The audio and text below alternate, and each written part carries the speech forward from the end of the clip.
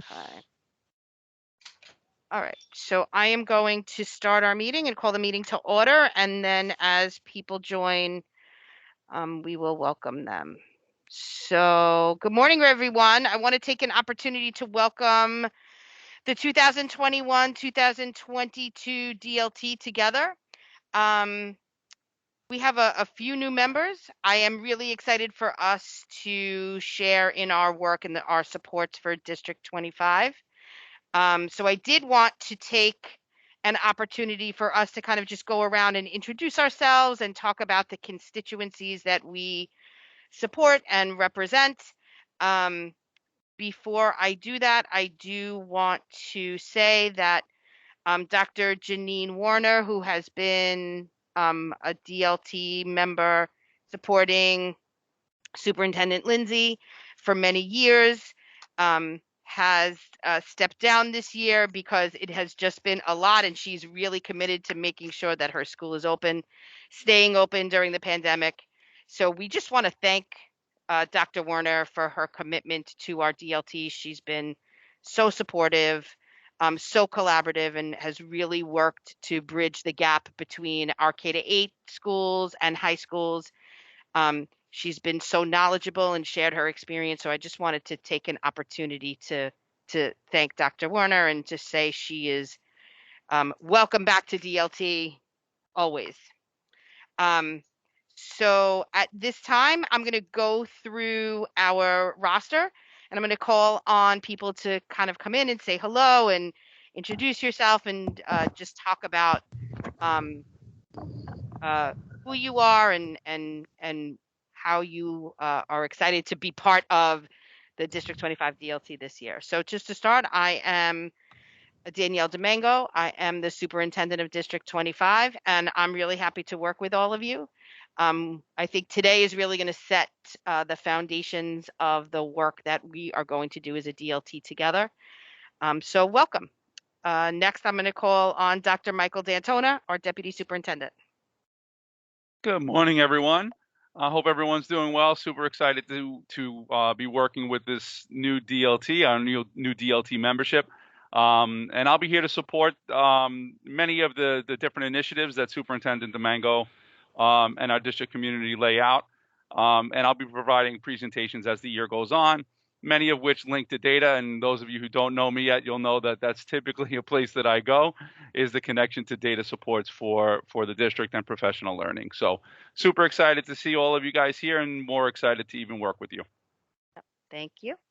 And next is Superintendent Elaine Lindsey.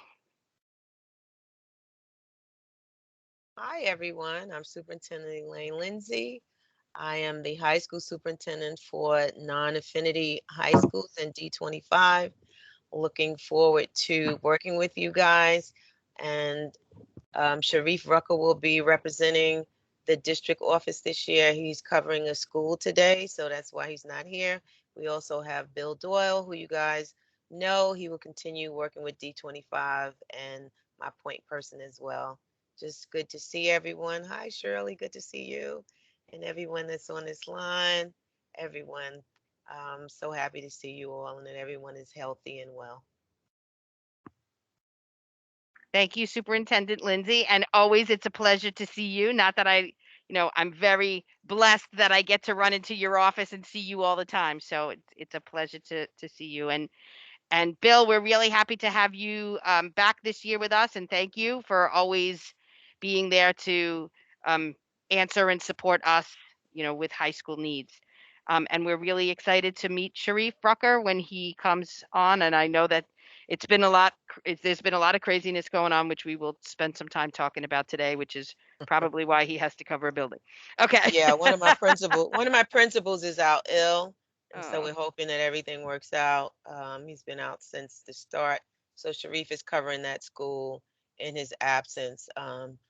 So we're hoping that the principal is able to come back and then Sharif will be able to join us certainly for next month's meeting. But that's why he's not here. He's covering the school because the principal is out ill. Well, thank you, Superintendent Lindsey. And I saw you said hello to Shirley. Shirley Aubin. Am I saying your last name correctly? That's Aubin? fine. Yes. Yeah. Okay. So welcome. We're really excited to have our high school President's Council representative. We have had the same one for many, many years, Charlene. So she's already written to us and saying that you're just as wonderful as she is, just so you know. That's Charlene for you. She gives glowing reviews for this team. So I'm psyched for being a representative this year. Looking forward to working with everybody. Yep. Well, welcome, welcome. We're happy Thank to have you be part of our team. And Francis Gonzalez, who is District 25's president for President's Council. Welcome back, Francis. Thank you. My phone is in the kitchen ringing, so sorry about that. I can't go get it right now. I've been in this district for over 9 years. I've been a very involved parent. I like to support the schools that are in our district, and currently also working with Shirley and the Chancellor's Parent Advisory Board and attending those meetings. And I get a lot of information that trickles back down to our school. So I'm very happy to be working with Danielle and Dr. McDonald here very closely. So glad to be part of this group. Yep. Welcome back. Great to have you. And next is Joseph DiBenedetto. Joseph, who is our president of our Community Education Council. Good morning, everyone. Very excited to start with this new team. I've always taken great pride in being a parent representative in our district, and I appreciate being part of this DLT, and I look forward to a great year. Yep, thank you. And Lamar Hughes, our UFT union rep for K-8. Welcome, Lamar. Welcome. Hear me. Welcome. Good morning. Good morning, everybody. How are you? And it's great to see the familiar faces, and welcome to all of our new team members. I'm a longtime resident of District 25 and a longtime teacher within the district, and now so working from a teacher capacity and from a union representative capacity, you know, there's a lot of perspective that we like to bring to our meetings. So I'm very, very happy to work with you all, and I'm looking forward to a great year. Me too, Lamar. And next is Mary McDonald, Dr. Mary McDonald, our Council of School Supervisors and Administrators representative. So welcome, Dr. McDonald. Good morning, everyone, and welcome to all our new members. I represent the principals, assistant principals, and educational administrators within the district. Sorry, Sugar's telling me she has to go out. She's saying hi, Danielle. She's saying hi. So welcome, everyone, and I look forward to a great year. Okay, great. And next we have, I see Brooke is on here today. Hi, Brooke, how are you? I don't know if she can unmute, so I'll just introduce her. Just feel free to interrupt, Brooke, if you can unmute. So Brooke is, there she is, right? No, not yet. Brooke is our alternate for our DPAC reps. So we have to do a little bit of work with DPAC this year. Jin May, who is on our call from my office, and I'll introduce her in a minute, and Esther, and one of our former members, Christine Caniglio, did a really great job in making sure all of our schools have PACs and that we have a DPAC rep. But I think there's been a little bit of a transition. So Brooke, Esther is going to be reaching out to you so we can sort of move forward in finalizing our DPAC rep and then making sure that we are having DPAC meetings for all of our PAC reps across the school year. So that is something that will be happening, and I'll be able to update the DLT a little more in this next month. Let me just make sure I got everyone that's on the team that is here. Our other team members who are not here today are Andre Bullock. He's the union representative for District Council 37. Joseph Zingone, he is the union representative teachers for the UFT for Queens High School. So Lamar, I know the beginning of every year, can you just do me a favor and do outreach to James to make sure that the district rep is going to stay the same? And Yeah. if not, that we can get that new person up and running. So No problem. All right. Great. Thank you. And then I just want to introduce some members of my support team that will be here to help you with anyone. I did add that, Shirley. I have that on there. I added it over the weekend, so you'll definitely be on that. So we have Janet Ayala Capo. She is my administrative assistant. She does all things DLT. If you need anything to be on the agenda, any kind of minutes, anything that you would want presented, Janet is the person to to connect with. And when Lewis goes over our website, you'll see that all of our information and contact information is there as well. Next, I want to introduce Louis Lotito. He is all things technology, anything else that you would need. He is somebody to help you with making sure you have all of the most up-to-date information about District 25 as well as DLT. And then Jinmei Yin. Jinmei, are you here? Here she is. Jinmei is our family leadership coordinator. She is all things to help and support. I know. I'm sorry. Family support coordinator, right? Then there's Esther. Her and Esther really are a support for our parent communities. They work really well with our CECs. They work really well with our President's Council, but they are here for families across the district. I just did a presentation this weekend for the Flushing Library. And what we really want to get out to our community members is that our language is expanding and our language translation is expanding. Any family that needs translation, they can call and ask, but we do have Mandarin as well as Spanish in District 25 for families to call on, and we can give them immediate translation. And if not, we will work with the translation unit to make sure that parents are getting the information that they need and are able to voice their concerns. So thank you, Jinmei. And then, as always, he deserves no introduction because he supports all DLTs across Queens. Gus Demetrio. I know he doesn't have his camera, but Gus, I want to give you a few seconds to just say hello and welcome back, Gus. Yes, thank you. This is my 18th year with District 25's DLT. I think it's 18 years. And it's always a pleasure. I'm Director of Federal and State Implementation Policy. That's my latest title. And in terms of constituency, I have joint reporting to the BCO, the Executive Superintendent, and Central DOE. Well, welcome, Gus. As and always, I'm your technical support. We are really excited to hear from you today. Next, I want to turn the meeting over to Louis Lotito. I want him to just go over our website and where all the information for District 25 and for our DLT can be located. So, Louis? Hi, everybody. It's good to see everyone for this month's meeting. I'm just going to quickly share my screen and go over, again, just how the district website is organized and how we use it to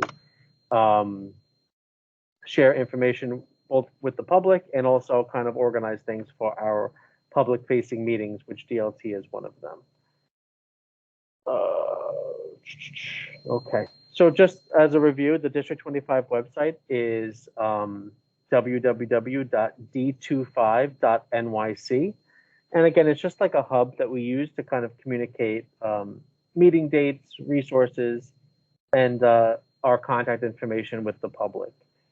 So on the main page of the website, you will see our district phone number for phone and text messages and email address, and information about our office and how to contact us, different ways to contact us.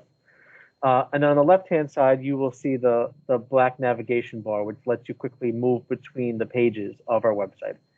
So About Us includes district goals, mission, and vision. We then have a tab about our schools, which we'll be coming back to in a second when we talk about some of the different programs in our district. And this is just a list of all of our schools, the current principal, the main phone number, and the school website, which is very handy to have at a click. We also have a really cool little map that shows where all our schools are across the district. We then have a quick shortcut to the New York City school calendar. This is the most recent calendar. And then we have pages for the 3 main public meetings that we are involved in. So you'll see a link on the left-hand side for DLT, CEC, and President's Council. And I'm just going to focus on the DLT page right now, but you'll see on the DLT page, I give a little definition of what a DLT is for people from the public who might be visiting the page and don't know what a district leadership team is.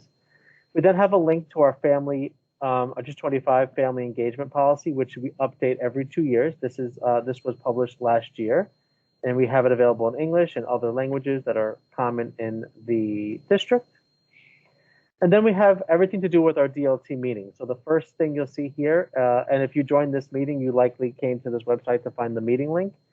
We have joined the District 25 DLT meeting, and we'll have the date and time for the next meeting. So after this call, I will be updating this with the date for October. We have our meeting link, information on how to call in, and we also have some important links at the bottom of this page, which I'm going to focus on right now. First is the DLT meeting shared documents. Any documents that we share at every DLT meeting are uploaded to this Google folder. So on Friday, Danielle sent an email to everyone with a whole bunch of attachments. You don't have to go through your email looking for those attachments. Simply come to our website, click join the District 25 DLT meeting, and then click meeting shared documents. And you're going to be brought to a Google folder with different school years. You're going to go ahead and choose 21, 22, and then today is September 20th. And these are all the documents that Danielle has shared in their email, with some other things that I've added in today, such as our District 25 directories, which we'll be going over, and then some information about the DLT for the new school year, the members, affiliated schools, and again, all the attachments that Danielle has shared. So any documents that we share will always be here. And it's really nice because you can go into a past meeting and you can find the documents that were shared at that meeting as well. So you really don't have to find those things in your email or save them locally. You can always find them here on the Google Drive. We then have a sign-in sheet, which I'll put in the chat in a moment, so everyone can just sign in. We ask that everyone sign in electronically during the meeting, both DLT members and visitors. And then we have a link to the recordings of all of our past virtual meetings. We then have the meeting schedule here, and you'll see here that the August meeting was canceled. And just a little pro tip: any meeting date in the past is actually a hyperlink to that meeting's recording, so you don't have to go through the playlist to find the meeting you're looking for. You can just click on any past date. As we go down, they'll all become links to the meeting, which is cool. We then have the actual DLT members right here. We then have information on how people can contact the DLT. This basically just emails myself and Danielle, and and that's the district phone number, and we kind of go, we take those messages and deal with them as necessary. And then we just have, again, the meeting recordings, and I have all the meeting recordings from last school year and our playlist here. So that's how we use the District 25 website to kind of act as a hub for all of our public meetings. And I hope you guys use the shared documents often to kind of refer back to everything that we've shared. And then at the very bottom of our website here, we have all of our social media on Facebook and Twitter, which we hope everyone follows District 25 as well. So that's just the District 25 website kind of at a glance. Does anybody have any questions? Hi, Louis, can you go back to the Our Schools where you show the programs at a glance? Yep. So the list that's on this page is just a simple list with the principal, the phone number, and the website. But we have a more detailed spreadsheet called Schools and Programs at a Glance, which is going to open up in Google Sheets, and it has a lot more information about all of our schools. So what type of school is it? The school's DBN, the school's name, address, phone number, and then we have indicators for all different programs that we have in the district. So does that school offer 3K? Does that school offer pre-K? Does it offer an ENL dual language or TBE program? Which I know, and that was one of the things I wanted to highlight. We know that this came up at the last CEC meeting. So, one of the things that we want to really continue to promote to our community is if you go to our website, you will be able to find information such as this. And where we've been talking about the expansion of our language programs, and what we have been saying is that over the past 3 years, we've doubled our dual language and our offerings. So we just want our families to know that this document does exist and it gives us all the information. So Joe or Francis or Shirley, when parents ask questions about District 25, if we can start using our website to refer them to find this information, and this way they'll be able to have access to it through technology. So additionally, our Gnt and Sp programs listed there, we do know that was a question that's been asked from our community. We do have Gnt from our elementary schools, which are citywide run programs. As you know, we do not have Gnts in our middle schools. We did have what was called SP, but over the past few years, we are transitioning to Regents track. So remember, last year, our goals for high school readiness and Regents readiness was to increase opportunities through our equity plan for students to have access to be able to take the Regents. Historically, we were kind of self-selecting students that were coming out of G&T in order to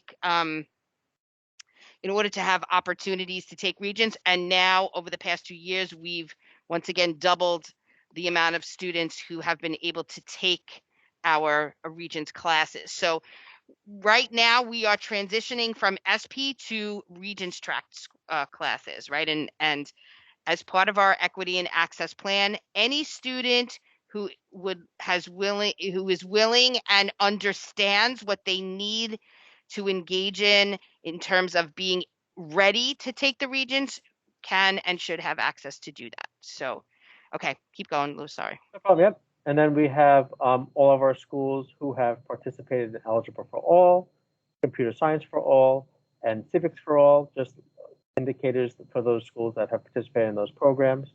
We have a list of all of our schools that have active magnet grants going on. And then we have the type of enrollment that each school participates in. So do you need to apply to be in the school? Or is it for zone students? Does it go through middle school choice? So all that stuff is here. And then what's great about this spreadsheet is we can add to it as we see fit. So today, this morning, before the meeting, Dr. Mike said, hey, do you have a list of all our Title I schools? And I said, no, I don't. But let me add a column, Title I. And I called the person that knows what all our Title I schools are, our budget director. I said, hey, can you go in and put some Ys over here for our Title I schools? And here's our Title I list. So it's really nice to have this type of document because it's expandable. And we can continue to update it and make changes as we see fit. So it's really, really handy. So here's all of our Title I schools. Can I ask a question? Sure. Absolutely. Do you have the high school Title I schools on the list as well? So we don't. This is only District 25 under Superintendent Domingo, but we can definitely talk about expanding it to include high schools. We don't have access to those schools, but we'd have to work with the high school superintendent. Thank you. Hi, Shirley. Yeah. We have a list, but we'll work with, we have a website as well. Yeah. But we'll work with Superintendent Domingo and her team Yeah. as well. So Make sure it to could be just shared. be like a one-stop. And so it's accessible. Parents can see everything in one place or in both places so that, Yeah. Yeah, but we could add a high school tab for schools in District 25. I know the problem is Superintendent Lindsey has a wide range of districts that she works with. So, but we can absolutely do that. Add to our page, District 25 high school webpage. Also, because I know the high schools are supposed to go to the DPAC, their district DPAC, because high schools don't have a separate DPAC. They're supposed to go to the community school DPAC. So it'd just be easier if they can go on the website and see when the meetings are for the DPAC. Perfect. Yeah. Perfect. No problem. Okay. Any other questions about our website? So once again, not just for Joe and Shirley and Francis, but for all of us, we want to really promote our website so parents know that this is a tool that they can use. And we try to make it as technologically friendly as possible. So, you know, the judge for that is me, and if I can manage it, then I think anyone can. So thank you, Louis. It's a really good tool, and we appreciate the work that you've done. So the next topic is around our DLT chairperson.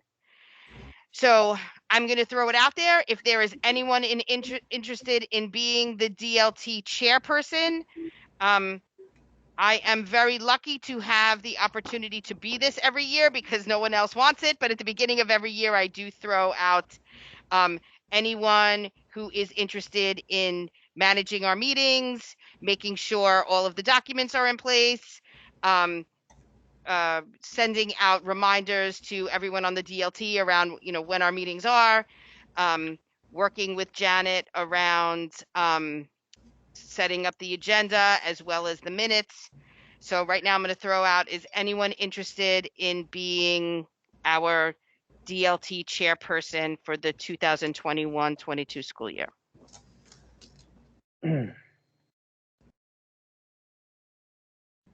Anyone? I nominate you, Danielle. Oh, thank you. And, you know. You do such a great job, Danielle. Oh, thanks. No one. I'm not quite ready yet for that responsibility. So in the meantime, you know, I think that would be you. All right then, Lamar. I'm going to hold you to this recording. Next year we'll bring it up again. I don't know if Okay. next year's enough time either. So All right. So is everyone in consensus that Danielle Domingo will be the chairperson of our DLT for our 21-22 school year? Yes. Yes. Okay. All right. So for sake of time, and because I know Superintendent Lindsey has to attend probably 3 or 4 of these this month, I will turn the meeting over to the high schools for their high school reports. Okay. Let me try to do this. I do have. You want me to share my screen, Elaine? Yeah, go ahead, because I'm doing share and nothing is coming up.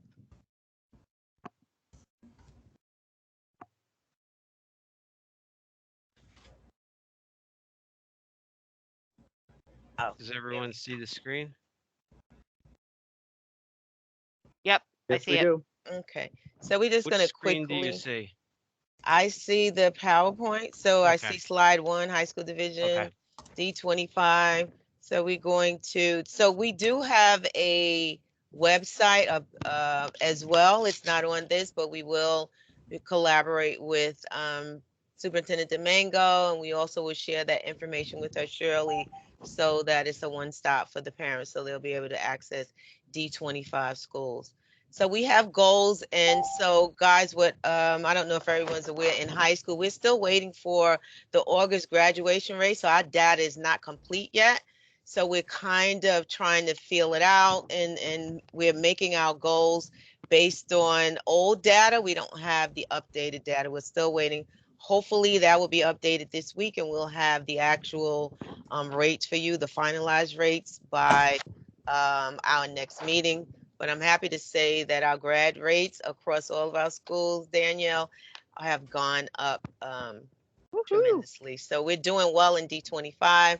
And also, just FYI, when we are speaking about the high school grad rates, I'm only speaking about my schools, because there are affinity schools and there are transfer schools that are not under my supervision, but they also exist in D25. So when we're reporting about the graduation rate, I'm only speaking in terms of the high schools under my superintendent.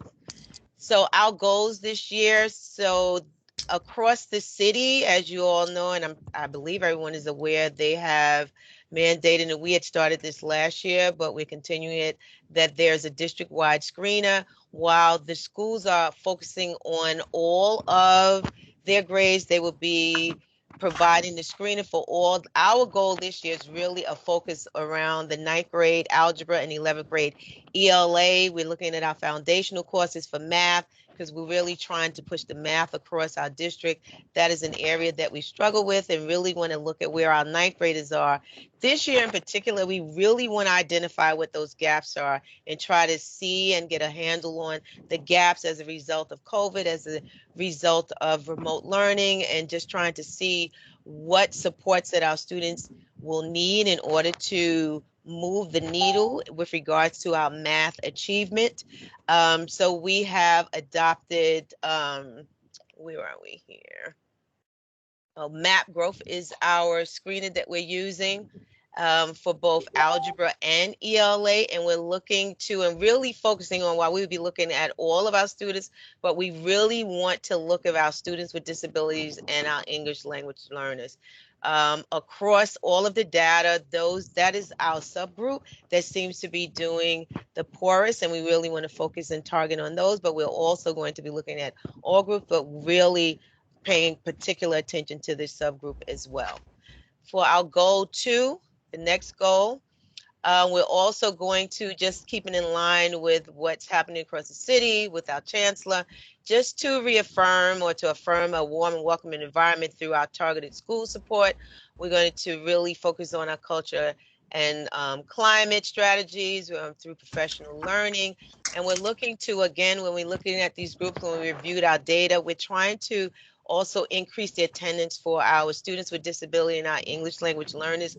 Also looked across our district, when we looked at that data, we saw that the attendance in that particular subgroup was much lower than the attendance in the other subgroups. So we really want to focus on that and use our warm and welcoming environment and focus on that to try to target this population in the subgroup to actually improve their attendance, which ultimately should improve student achievement in those particular subgroups, with those particular subgroups.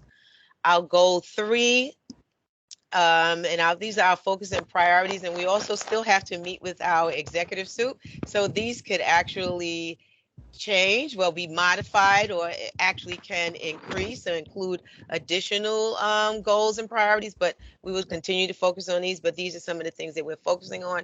Last school year, when we were online, I heard the parents, we were at a high school meeting, a CCHS meeting, and the parents were saying our voices are not being heard. We would like for there to be more opportunities for us to be involved. So this year, we're going to create a parent focus group where they're going to meet with the district on a bi-monthly basis so we can hear the parents. We're going to hold at least 4 town hall office hours with our parents, and we're looking to increase the numbers of parents who are participating in those events at least by 10% engagement in those particular forums, so that we can be more inclusive of our parents, so we can hear what the parents are saying across our schools. And our 4th goal, Doyle, where are we? I don't know what, there it goes. There we go. So we are expanding our MBK MSK initiative to now include all of our schools. And this year we're going to be working with higher cause to support the schools. And we're going to target our students who will demonstrate an increase in academic achievement as well as attendance. Next slide, Doyle. Our graduation rates, guys, we don't have the data yet, so we're waiting for that. This does not include August grad. So when we do an average of the graduation rate, so there's 2 ways that we're doing it, that I do it. So there's a District 25 average graduation rate, which is taking the average of all of the students. When we do that, for my schools, does not include August. Does not include August. That should have been changed because we went back how we thought it doesn't include August. We would have an 89% grad rate. But when you do it by the way the district does it, they do a combination. They take all of the students and they do an average. And I'm not sure why there's such a big difference, but we're still waiting on that. That average was 86.57. from last year. And then when we do for this year, which is not including the August grads, if we do it my way, when we do it the district way, when you count all of the students, you have 85.2 which is still an increase. As you can see, there's substantial increase in our graduation rate. If we do the district graduation rate, it went from 82 to 85. So, and again, this does not include August grad rates, but we're up by almost 3 percentage points in our graduation rate either way. So I'm waiting for those final numbers, and once I get the final numbers, I will share that with you. I prefer the way I average it at the 89.17 because I like that number. And so again, and I'm still trying to figure out my math. So this is how I got that number, guys. So there's no confusion. I take the average of all of the final 4-year graduation rate. When I do that, I come up with 89.17 current. When I take the total number of students in the cohort and then I divide that and get the average, it comes up to 86.57. So there's kind of a difference in those two numbers, but that's what it looks like. So, but again, we're waiting for those final numbers and I'll share that with you. But again, either way, it's up almost by 3 percentage points, regardless of how we average it out. Next slide, Doyle. So these are some of the initiatives as we forestated, map growth with our district trainers for ELA and math. We continue with our critical friends groups for principals and assistant principals. We have our parents focus group, our MBK, MSK for all schools across the district. We have CRSC professional learning series for our principals as well as their assistant principals. We're partnering with Higher Cause, and we also have our superintendent's advisory group to also support me in this work. Our DCEP goals, these are our DCEP goals, which are in alignment with our Superintendent Domingo, where we are trying to show a 3% increase across our subgroups and across our proficiency levels in our New York State ELA Regents exam results. As you all know, we haven't had those. So these are based on ELA results from 2019. We don't have ELA results from 2020, and we don't have ELA results from 2021. So we're looking to make an increase based on the results that we've had in previous years when Regents exams were being administered. There have been waivers for the past 2 years of Regents exams. So we will look at the screeners as well as the results of what students are doing and how students do in January to see the additional supports that need to be implemented. But that's what we're looking to do to increase student proficiency by 3 percentage points. Next slide. And these are our math goals, the same thing. We're in the same position with regards to our Regents results. So this is based on prior Regents results because we do not have Regents results from 2 years ago, but we're looking to increase those proficiency levels by 3 percentage points as well. Next slide. And these are our DCEP goals.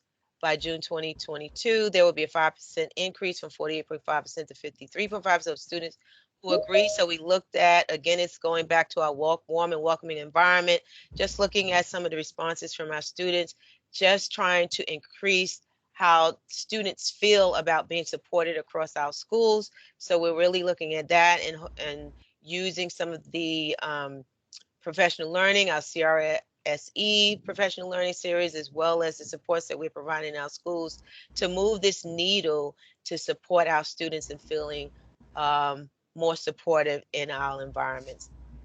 The graduation rate, we're going to, actually, I'm waiting to see what it is, but we're going to increase the overall high school graduation rate by 2%. I don't know whatever that final graduation rate is, and we're going to do it through improved pedagogical practices, including our baseline assessments and continuing with our advanced literacy strategies. And this should happen by August 2022. And the last slide, our CCDR college career civic readiness. We will continue with that, and we also plan to increase that accountability for our D25 to 135 from 131.54 as evidenced by the Sears 108 summary for the 2021-22 school year. So these are our goals, our DCEP goals, and some of the initiatives that are happening across the district. We will share our website at the next meeting. I will get that link and everything from Eduardo so I can share that with the group. Are there any questions? I'm not controlling this. I'm moving my mouse like I'm controlling the PowerPoint, and I'm not. All right. Are there any questions for Superintendent Lindsey and her team? Nope. Okay. As always, Superintendent Lindsey, it is a pleasure. I hope to see you again soon. Well, I know I'm going to be jumping off at about 10:15 because I have to prepare for my next meeting. But Doyle will still be here, but I'll still be on until then. Thank you. Thank you. Thank you. Okay, so next on our agenda is my report. So I'm going to turn the meeting over to Dr. D'Antona, and he is going to do something similar to Superintendent Lindsey's presentation. We're going to talk about the state of our district and the presentation that we gave to the CEC last week, but then we're also going to add additional Gus, we can I know that scores are embargoed, but can we share them with the DLT?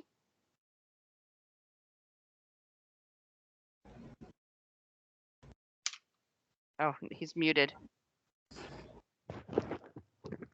All right, Gus, if you could come back on before we They're embargoed, so I don't know whether they can be publicly shared yet or not. Okay, so then we'll skip over those slides, Mike. We'll share them next month, but we have the slides in the Well, you can tell them the results or how they look. Okay. So yeah, so we can tell the results, but okay. Well, maybe we could turn off the recording for that one piece. Can we do that? That sounds good. Okay. All right, so Lewis, when he gets to the you'll do that. Okay. All right, so Dr. D'Antona? I'll just edit it out. I can't pause the recording. Okay, perfect. So and then we're going to show how these data points that we've been communicating with the public has led to our DCEP draft goals. Today we're going to get some feedback from the DLT just around recommended action plan points that you'd want to see within the DCEP. And then Gus, I don't know if you were going to go over the CEP goal reports, but I was going to share that with them. No, I'm not going over the goal report, but you can share that. I will do that. And then we're going to talk about how you will see within our DCEP goals that we are going to engage in district-wide equity visits across all of our schools this year. So, Dr. D'Antona, I'm turning it over to you. Yes, thank you, Mr. Mango. So what we're gonna go through really quickly. We're gonna start with our district-wide vision, just to ensure that especially our new DLT members are aware of what that vision statement looks like and kind of where it came from. I'm going to show a couple of district data points similar to the high schools. We are basing it on some of our 2018-19 ESSA data metrics, but I will also show you our current performance on the New York State ELA and math assessment.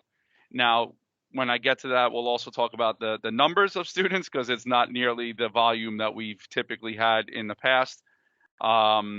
And we'll talk about that comparison to our spring assessments that our children took here in District 25. So you get a little bit of an idea of what that looks like and why it's important for us moving into this school year. So our district vision statement. This is something, as many of you are aware, that we created collaboratively across our district equity team, as well as our district, our DLT, our principals, assistant principals, all contributed to developing this final piece. And this has been modified over the last 3 or 4 years. I think it's 4 or maybe even 5 years from where it was prior to where it is now.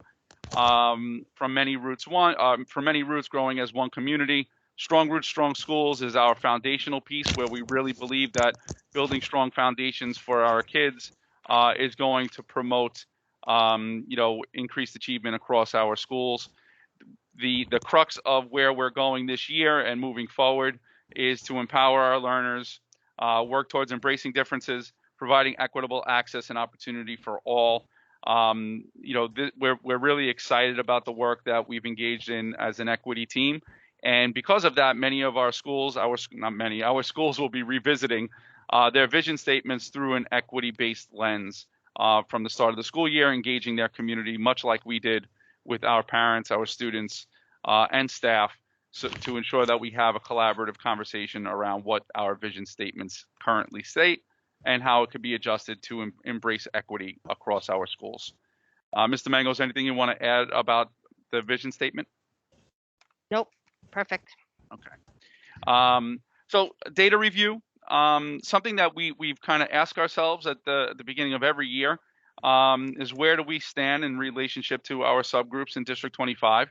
And we do rely on the ESSA accountability data, as it is what we are held accountable to by the state.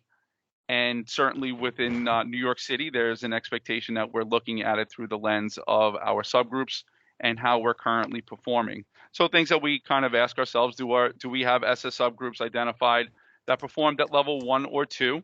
Does our ESSA data align with Year Diagnostic, something that we really thought quite a bit about at the end of the year and as we moved in through the summer into where we are now? And if so, are those subgroups reflected in our goals? Just some things that we kind of keep in mind as we go through goal setting and planning, particularly for ourselves at the district, but also for our schools to really reflect on their process as well. Every Student Succeeds Act includes metrics that not only us as districts, but our schools are held accountable to, which we'll go over in a minute. And I know Gus will probably talk about this, but because there were no state tests over the past 2 years, this year we had it, but not all students were tested. In the previous year, there was no state assessment. Schools are not impacted by these results. And all of our schools remain in the current standing that they've had over the past couple of years. Mike, one of my attachments is the actual state guidance on this. Yes. And it's similar to what I just shared, but Gus will give you kind of the latest snapshot of what the state says about ESSA accountability. But these are the metrics that we're held accountable to: performance on the New York State ELA math and science assessments, growth on the New York State ELA in math, English language proficiency, those are for our L's and how they're growing over time, progress on the New York State ELA in math, and chronic absenteeism. These are the elements that we're held accountable to by the state. And what you'll also see today is performance on the diagnostic assessments compared to New York State results. But our beginning place is always how we perform compared in connection to the ESSA accountability data. This is just a graph and just a chart. What you'll see, all of the subgroups that we're held accountable to by the state, all student population, Asian, Black, economically disadvantaged, L, Hispanic, multiracial, Native American, students with disabilities, and white. Now, this is a chart that shows 37 schools in District 25. Superintendent Domingo supervises 34 of those 37. The other 3 are 6 to 12 schools that have children, obviously, that take the ELA and math assessment in grades 6, 7, and 8. They are also included in our state accountability reports. So you will see that here. Now, what you will notice is that in some cases, some of these totals, when you go across, do not equal 37, and that's because not all schools have a particular subgroup as a subgroup in their building, because they don't have that population in their school. So as you look across, it might not always add to 37. In many cases, it does. And a subgroup is developed based on having 30 students or 30 scores that are across a subgroup in a given school. So meaning that you can have 10 students that take both the ELA math and each of the ELA math and science. You combine all those children together and you have 30 scores, and that's how you can get a subgroup in your building. For District 25, we do not have any student subgroups that performed at a level 1 on the New York State assessment in 18-19. We did have subgroups that did perform at the level 2. vast majority of our students performed at the level 3, and of our student subgroups performed at the level 3 or 4 area. Our Black and Hispanic subgroups had the greatest number of schools performing at level 2. Each of these numbers in this table represent the number of schools with that subgroup in that given area. In terms of student growth, again, very similar. In this case, we did have student subgroup performing at level 1 and level 2. The vast majority still of our subgroups performing at level 3 and 4. Our Black, Hispanic, and student with disability subgroup had the greatest number of schools performing at level 1 and level 2. In terms of combined composite, what the state does, they'll take the number of subgroups that in terms of performance and growth, and they will combine those measures together to get another report, which is the combined student growth and performance subgroup. In this case, again, the vast majority of our subgroups are performing at level 3 and 4. Our Black, Hispanic, and student with disability subgroups had the greatest number of schools that were performing at that level 1 or level 2 in relationship to state metrics. Our English language proficiency, you will also notice here that the vast majority of our subgroups performed at levels 3 and 4. And again, this is in relationship to our English language multilingual learners performing and growing on the NICESLAT assessment. We do have the vast majority, as I mentioned, at 3 and 4. Our Hispanic and SWD subgroups had the greatest number of students performing at levels 1 and 2. Our chronic absentee, oops, I'm not a chronic absentee yet, sorry. Our average ELA and math academic progress, similarly, again, vast majority of our school subgroups performing at levels 3 and 4. Our Black, L, and students with disability subgroups had the greatest number of schools performing at levels 1 and 2.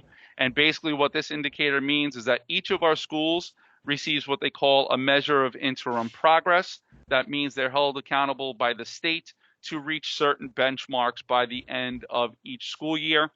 And this is what this data represents. The percentage of our subgroups, the number of subgroups that are meeting those measures of interim progress from 1 year to the next.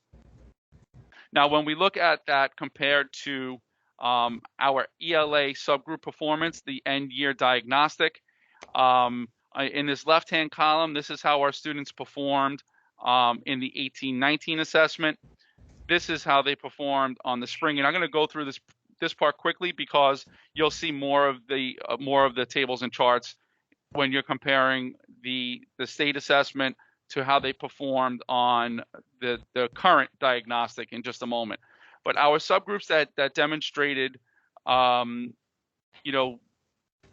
performance levels that were concerning were our Hispanic, Black, students with disabilities, and L subgroups, albeit our L population did, whoops, I just moved the chart, did have the most significant growth compared to others when we're talking about 18-19 performance to the diagnostic assessment. Now, in this right-hand column, you will see that we did see not a positive change in overall performance as the school year progressed in terms of our state assessment data in 18-19 compared to the 21 data at the end of the school year. You're going to see a very similar pattern in terms of mathematics when we compare the 18-19 information to what that looked like on our spring, the school spring assessments. Similarly, we have performance rates that did change from the New York State 18-19 assessments to the difference to what that was on the diagnostic in spring of 21. Still maintaining a focus on our core subgroups that we know we want to continue to work towards making those improvements. Our Hispanic, Black, students with disabilities, and L subgroups are those that we've kind of highlighted in relationship to ESSA data as well. Now, diagnostic assessments told us a couple of things. It told us that vocabulary and comprehension in terms of literature and informational text was a common theme across schools that were administered the iReady assessment, as well as the MAP assessment in grades K through 8. But where this has led us is creating an opportunity for all schools to administer the same assessment across grades. So in kindergarten through 2nd grade, the Acadience assessment will be administered to all of our students across all of our schools, and the iReady assessment in grades 3 through 8 across all of our schools and grade levels. The reason this is important is because it will give us a clear snapshot of what's going on across schools with the same assessment. Now, this past school year, we were able to merge all of the information across assessments, but we did have some variation. We had some schools use iReady and MAP this year, and Lexia, so we had a range of scores that we had to kind of put together. This year, we won't have to worry about doing that. In mathematics, the data revealed that measurement in data and geometry were consistently lower performing than the other components with number sense and operations and algebraic thinking. But again, this year we'll be able to get a much clearer picture as the diagnostic assessments will remain similar across all schools. So every school will be administering iReady across K to 8 in mathematics. And guys, I know I'm going through this pretty quickly, so if there are questions, feel free to put them in the chat, and I'll make sure that I get to them. This last component of ESSA is connected to our chronic absenteeism rates. This is really super important for us at the district level, and you'll see why in a moment. And this ranges across our subgroups in District 25, and it's something that we will continue to attend to, particularly focused on schools with level 1 and level 2 chronic absenteeism rates from according to the New York State ESSA accountability. And here's why. So on this slide, you're going to see student performance in terms of reading performance compared when we're comparing children that were chronically out to children not chronically out. So in the top column, you'll see it says chronically absent, and then the student performance across 5 levels. The diagnostic assessment put children in categories from levels 1 through 5. That's a little bit unlike what the state does in levels 1 through 4. But you can see that there is a pretty distinct variation between children that are chronically absent to children that are not chronically absent, something that we did review with our CEC as well. Super important that we continue to push towards making improvements with our children that are consistently absent, as it does have a direct relationship to student performance in the end in reading and in mathematics. What? I'm sorry, I think someone just came off mute accidentally. You're going to see a very similar pattern that you see in reading as we do in mathematics across District 25. Super important that we are focused on this very direct relationship to children that are in school, to children that are chronically absent, and how they perform in ELA, in reading and in mathematics. And Dr. D'Antona, I don't Yeah. want to spend so much time interrupting because I know that we have a huge presentation today, which is why I'm not. So, but I Yeah. just wanted to say the one thing that we said at the CEC meeting that's really important is that we don't know if parents really have a clear understanding of how easy it is to be considered chronically absent, right? So if we have our students absent 2 days a month, that will wind up making your child chronically absent for the year. And one of the statistics that we shared is if a child has been chronically absent from kindergarten to 8th grade, by the time they get to 8th grade, they will have missed an entire year of school, an entire year of instruction. So that's why we've been really pushing very hard over the past few years to connect with our families around the importance of making sure your child comes to school. Now, that doesn't mean if your child is sick, you should not send your child to school if they're sick. But I know even myself as a parent, there have been so many times that my kids have been asking me to stay home when I know that they could clearly go to school. So chronic absenteeism is a community issue, and it is definitely a community issue in District 25 that we need to tackle together. Yeah, thank you, Danielle. And you know, we will continue to focus on this, and you'll see one of our goals in a few moments, how it's connected to this very thing. So New York State assessment compared to diagnostics. Wait, can I just Yep. actually want to say one last thing that I'm not Yep. talking the rest of the. Yeah. So we've gotten a lot of questions from teachers, from principals, from families around the connection between the assessments that we've used across the year and the actual state tests. So as Dr. D'Antona said, for literacy, we're using Acadians K to 2, and 3 to 5, we're using iReady.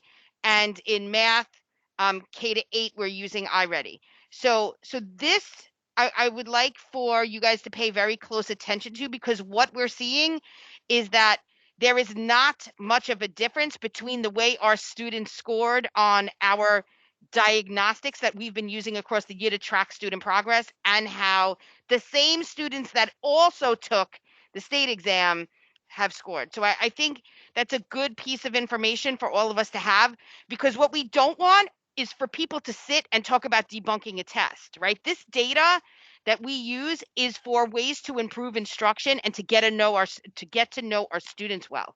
And it's really saying, like, so if I look at this piece of data where it says a child's not good at this standard, and I want to know a little bit more as that child's teacher, I could maybe turn around and say this child might have had a bad day or whatever it is. They do understand the standard, but it's not really about having a conversation of why the tests are not right, right? Because this is just one level.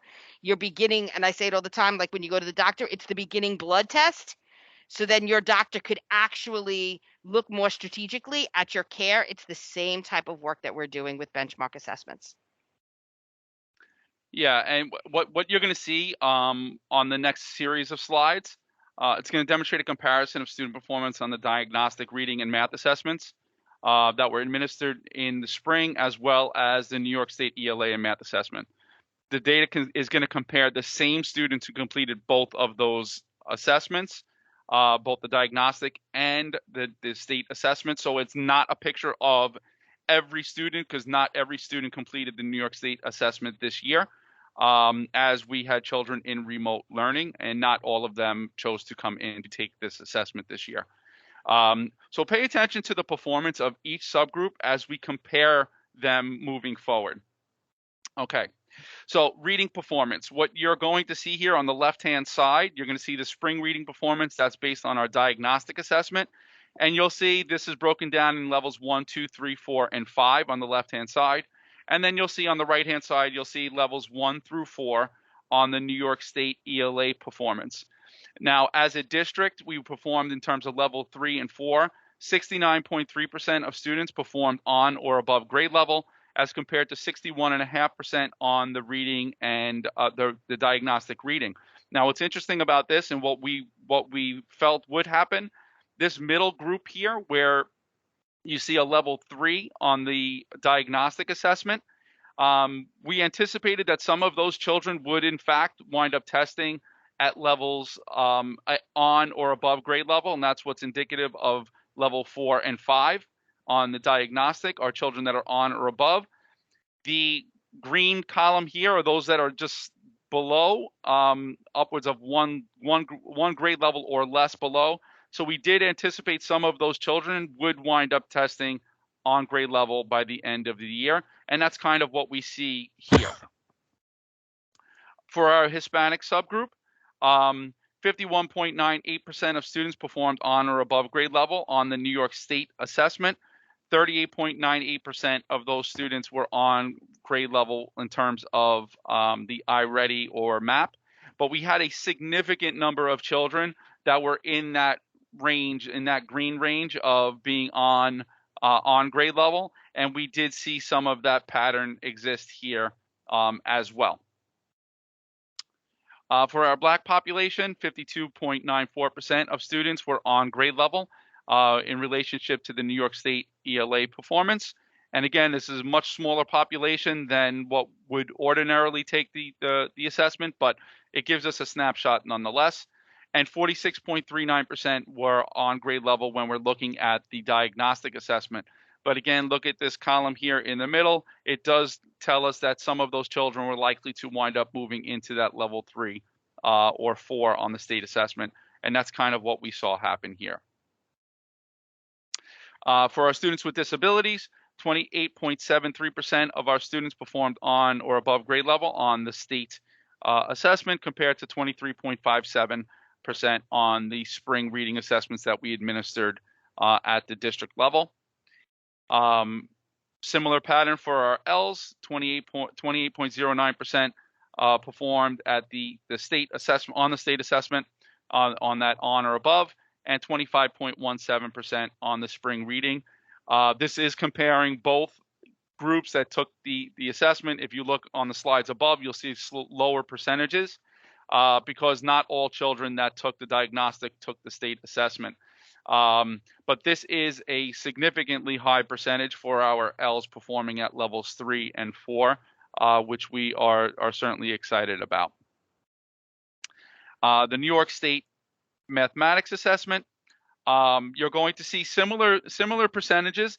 Not so much of the students performing in this green level. We didn't see a lot of variation with that, but we did see the similar performance at that levels 3 and 4 moving forward. So 67% of children performed on grade level on the New York State assessment. 68% were performed on level on the iReady MAP assessment.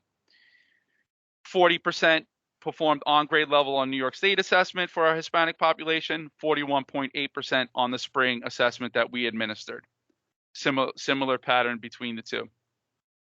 31% of students performed on grade level for our Black population, compared to nearly 40% on the spring reading assessment. This one we did have a variation on for sure.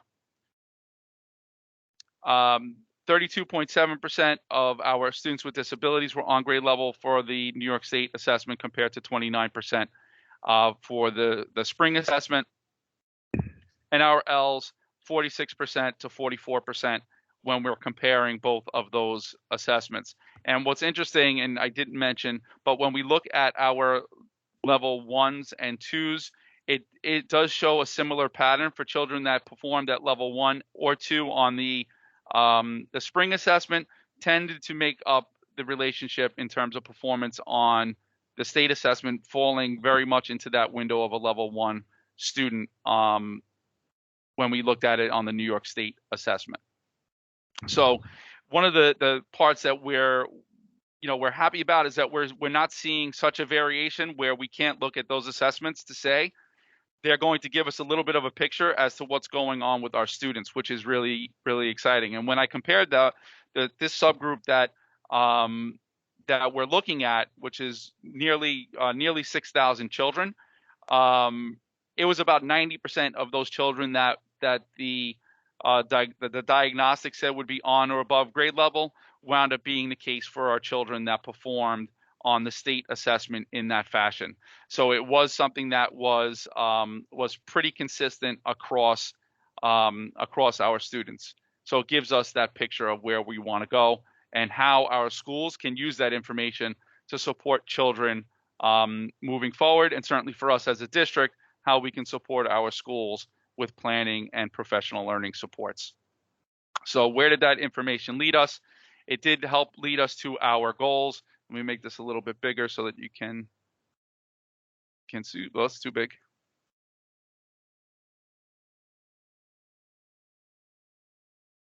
Oh.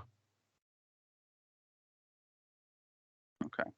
Our ELA goal for this year really focused on strengthening core instruction and addressing the organizational and pedagogical conditions that are leading to opportunity gaps that we're seeing in terms of student performance, with a focus on strategic use of data, and really focused MTSS supports so that our students are receiving what it is that they need in order to improve outcomes. So, Dr. Mike, yeah. Can I just translate this, because Sure.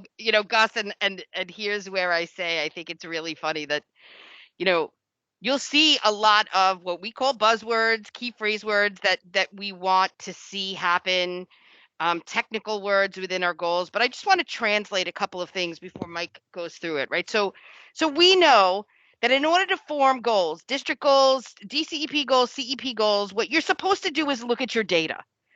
right? And then you're supposed to take that and say, if we do this, then this will happen. And 100% of the time, it needs to be tied into student outcomes. So I've been the superintendent of this district for, I'm going on my 11th year. And then, I've been an educator for 26 years. And Dr. D'Antona always says the following. The definition of insanity is doing the same thing over and over and over again and expecting the same results, right? I think Einstein said that, right? Was that what you said? Einstein. Yep. Yeah. So we really actually started having true conversations that was based on the work that we've done as the DLT, plus our focus on our equity team, and the fact that we've spent this entire year throughout this pandemic supporting our principals with creating data systems that allow them to unpack data to get to know students well. Our goal moving forward is around the implementation of that, right? So we have all these data things, these data streams and these data systems, but how are we using them to look at some of the decisions that we're making across our schools, right? So when we're talking about strengthening the instructional core, right? The instructional core is this relationship between a teacher, a student, and the content that is being taught. Right. And what are some of the things that layer into that? Right. And there's a lot of it. It's about how we're planning. It's about what's within the curriculum. It's about how a student is responding to that. It is about social emotional learning. There's so many things to take into consideration when we're looking at the instructional core. But what we do know is if we've been looking historically at our data that has showed that we have historical opportunity gaps, and we keep doing the same thing over and over again, then it's not moving us in the direction. So we could sit here every year and talk to you about these gaps. But what Dr. Mike and I do know is that we need to do something different, but at the same time, still hold our schools accountable to levels of rigor, to the standards, right? To this idea of standards-based content, to the idea of culturally responsive teaching and learning and what that looks like, right? So we thought it was very important this year to really talk about the fact to say, we want the instructional core to be at the center of this work. But it's also about what are some of the things that we're doing within the organizations of our schools, or how we are setting up expectations of what teaching and learning should look like that may be leading and causing these opportunity gaps. So that's where I think it's really important for the DLT to understand that we're not in any way reducing our high expectations in District 25, but we're also saying to our schools, you need to move your data that historically has not moved. So that's really the focus of these goals. Okay, go ahead, Dr. Yeah, it really, and you're going to see a common thread across each of them, and it's that whole idea of strategic use of information. That word data, is getting, sometimes becomes an ugly word because it's used so often. But I look at it really as information. How are we using the information that we have in order to support the needs of our kids in our schools? And that's really what the focus of these goals is. How are we using the information that we have on our children and make strategic plans to support children in meeting expectations within standards. So you're going to see that common thread across each of our goals with targeted subgroups specifically. Obviously, we're looking for improvement across all students, but based on our ESSA and our diagnostic and state assessment information, we will be paying a specific focus on our Hispanic, Black, and student with disability populations, and you'll see that across each of our goals. This students with disabilities is really emphasized in our school leadership goal that you'll see right here, which is really, again, designing and organizing those systems for MTSS to support our children in making improvements in both ELA and mathematics. So that's a common thread that you're going to see inside of our goals. Our parent engagement goals, there are two of them, similar to what Superintendent Lindsey was talking about in terms of engaging our families. An initiative that Superintendent Domingo began last year and now is going to be part of our district goals was parent chats. And the focus of the parent chats was really to engage parents across our schools in conversations around areas that needed to be focused on and improved, to gather some of that feedback and support from our families to make those strategic adjustments in our buildings. So there's going to be an expectation that all of our schools implement at minimum 4 quarterly parent chats that are focused on school priorities. And what we're going to be really looking for is evidence of a clear focus, the feedback that our parents have provided, and the action steps taken by the school community as a result of those meetings, so that it's not just a conversation that we're having with our families, but that we're using the information that we gather from our community and making strategic adjustments in our schools. So that's engagement goal number 1. Number 2, we're really going to be focused on, as we have been for the past several years, on targeting our level 1 chronic absenteeism subgroups across District 25, with the goal that 75% of them will be moving and meeting those expectations that are being delivered to us by the state, so that we move them from that level 1 chronic absenteeism range to a minimum at level 2 or higher. Now, we don't have state metrics in terms of them keeping track of how we moved from one year to the next, but we have been making progress in this area, and we're excited to continue that work as we go through the 2021-2022 school year. And our final goal, something that we're really excited about, we are going to be working with Central and have organized for Civics for All initiative to take place across each of our schools this year, with each of our buildings identifying a target group of teachers and administrators to participate in training series that will enable our students to really empower our learners to develop social action projects. So we're really excited about where this Civics for All work is going to lead. It's not just subject to our social studies work.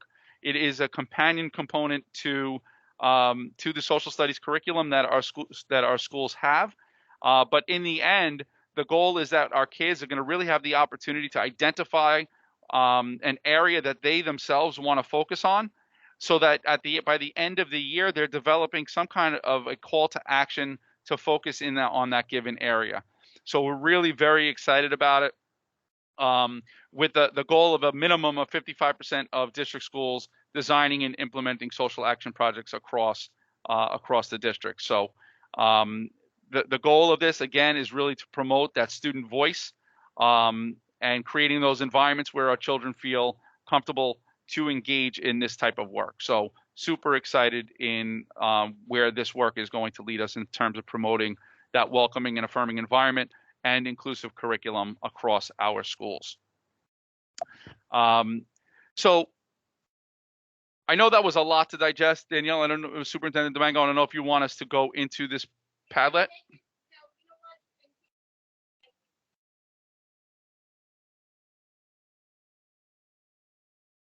Back. Here's what I think might be a really good activity. And we don't have to do this now because they can go in and do this at any time. But what we are going to ask for the DLT to engage in is an opportunity in looking at our goals to they can always give feedback, but also to really start thinking about recommendation of action plan points that we can put into our DCEP that our schools would have to consider if any of our goals really are impacted by them because of data points that we're talking about. So as a DLT, based on these goals, what would be some of the things that you would like to see schools implement? So like I said, because I know it's been, a lot of information for you to hear. If you can, between now and next month, because Dr. D'Antona and I have only formulated these draft goals and we want to hear your feedback on them, but we also want your feedback on implementation of them, and that includes things that you would want to see in an action plan. So if you can, we will add those action plan data points into the DCEP as we continue to write that. But moving forward, do you have any questions around where we're going, what our goals look like, what you think of them. Is there anyone that has some major objections to the goals? Anyone want to add or take away from a goal?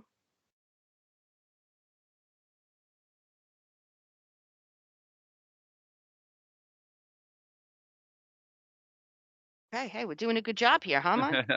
Yeah, All right, you know, go and ahead. where this will bring us, what we've done is created a document that allows us to kind of lay out our expectations, you know, from our goals to alignment to you know, our chancellor's expectations. Whoops.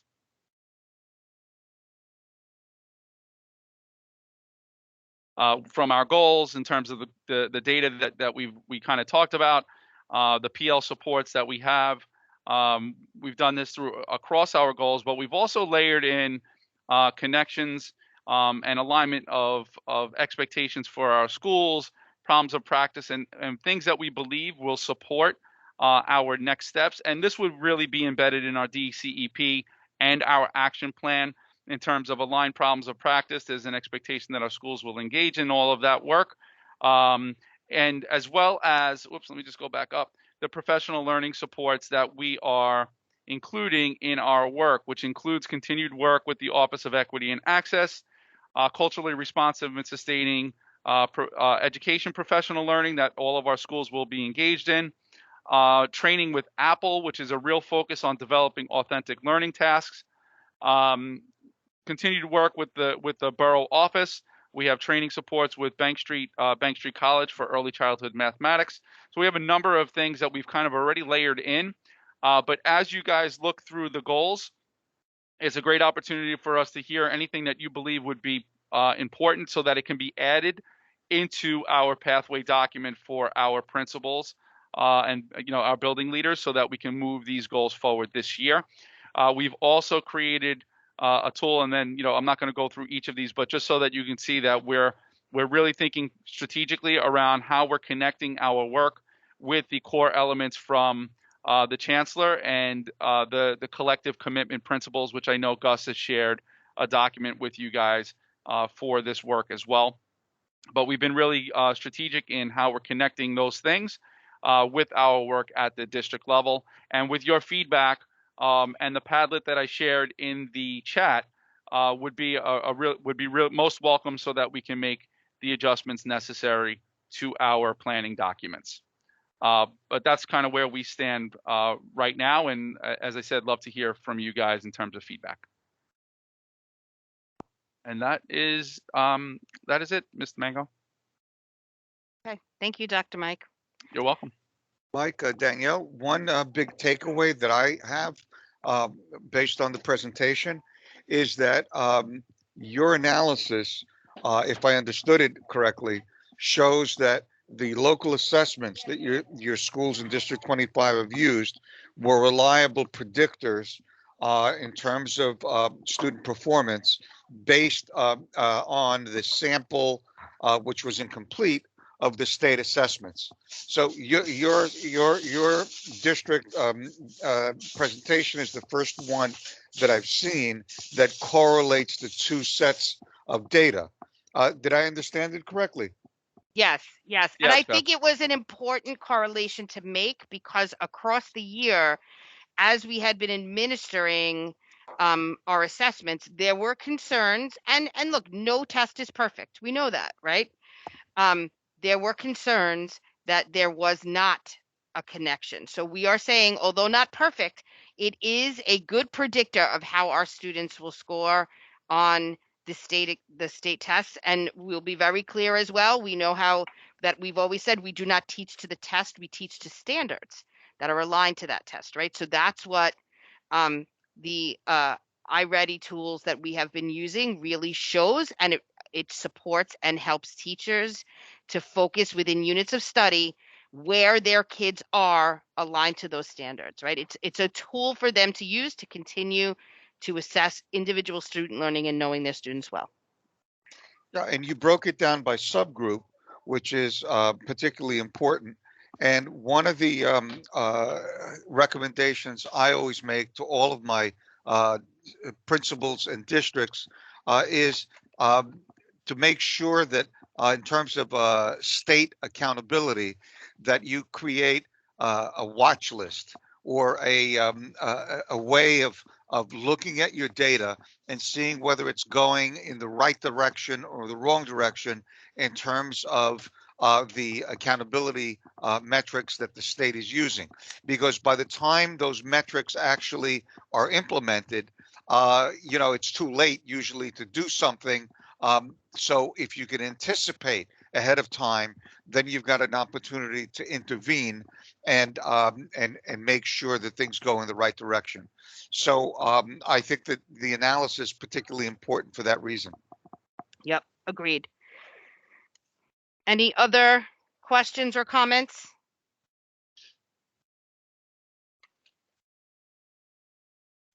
Okay, so Louis, if you could just flash up the goal reports. On Friday, I sent, and thank you, Gus, for sending that to us. On Friday, I sent you guys a list of all of our schools' goal reports from their CEPs.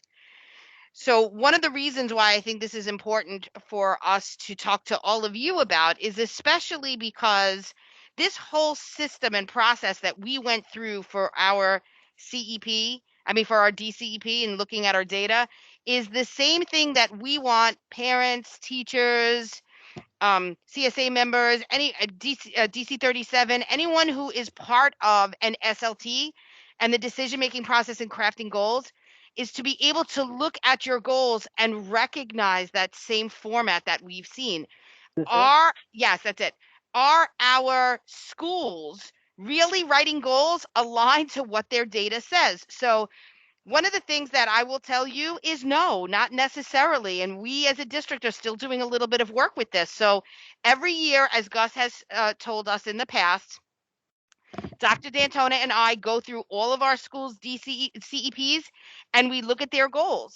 This year, and we have already communicated this to principals to talk to SLTs about, there were a significant number of schools who had the same type of historical opportunity gaps for specific subgroups and were not mentioning them in their CEP goals. So we did ask them to go back and really evaluate and look carefully at their data and make sure that their goals are representing the students who have historically not performed in the ways that we want them to perform to meet standards. So that is one of the things that we are targeting with our schools right away, and SLTs and SLT members should be looking for that. We don't want everybody to just sit there and say, oh, I approve this goal. We want our constituents to have the tools to ask that question of, where do you see the data and needs of your schools reflected in the goal, right? So that is a very important piece for us. Additionally, we are engaging in what we consider to be equity visits. Now, the important piece of this is we have always had inquiry teams that have supported teaching and learning across our schools, right? Teams of teachers that would meet together, that would unpack data, that would assess problems of practice. We are now creating the same way we've created case teams, right? Our cultural, social, emotional teams that work on attendance. We are now taking the instructional leadership team, which is a mandated team at every school, and we're calling it the ILET team, which is the instructional leadership and equity team, right? The main goal of that team is to establish problems of practice that they support across their school that addresses data that is put in place to support teachers and support students in moving our historically underperforming populations. And all of our schools will be engaging in our equity visits booked together. So that is actually a starting point where we are at in the district this year that I'm really excited about. Okay. So if you are interested, please take a look at the goals report. And certainly if you sit on an SLT, please look at the goals report. But we're going to continue to go through this as this month progresses in supporting our SLT chair people as well as our principals in making sure that their goals are reflective of the data that needs to move across their schools. Additionally, when Dr. D'Antona and I go to do PPO visits at our schools, it's going to be one of the first questions that we ask, right? Like, let's talk to me about your CEP goals. What are the systems you put in place? How are you implementing them? How are you unpacking your action plans? So everything is connected and should be connected. We want to make sure that the DLT sees that connection, that you guys can speak to that for us. And then to know that we are monitoring it across the year. Okay. Danielle, right. if I can add one one important section for every single goal at the CEP school level is the root cause analysis. So Yep. the root cause analysis should really surface those data points that you're bringing up and should relate directly to the goal. Yeah. And you know what? One of the things that we've explored over the past few years is sometimes data is a mindset thing, right? It's kind of like when I get on the scale. I make, I say a lot of reasons why I weigh the way I do, but not necessarily addressing why I do that. So we say, like, get on the scale, and make sure we're not looking for schools to reason away their data. We're looking for schools to target their data and make sure that it continues to move. So that's really where, although they engage in that process, Gus, sometimes we've seen interruptions within that process to say, when you're getting on the scale of your school, it's very hard to look at what are some of the organizational or pedagogical things that could be happening in my schools that are leading to this, right? So we've honestly, and as part of our equity team and last year in the DLT, we actually unpacked a system that the district had that we were giving to schools to assign SP classes in our middle schools that was actually preventing access to so many of our students, right? It took us a long time to do that. We've been using that system for, 8 years, 9 years. So we want schools to start doing similar things, right? To start looking at how we organizing for effort to really address our historically underperforming students.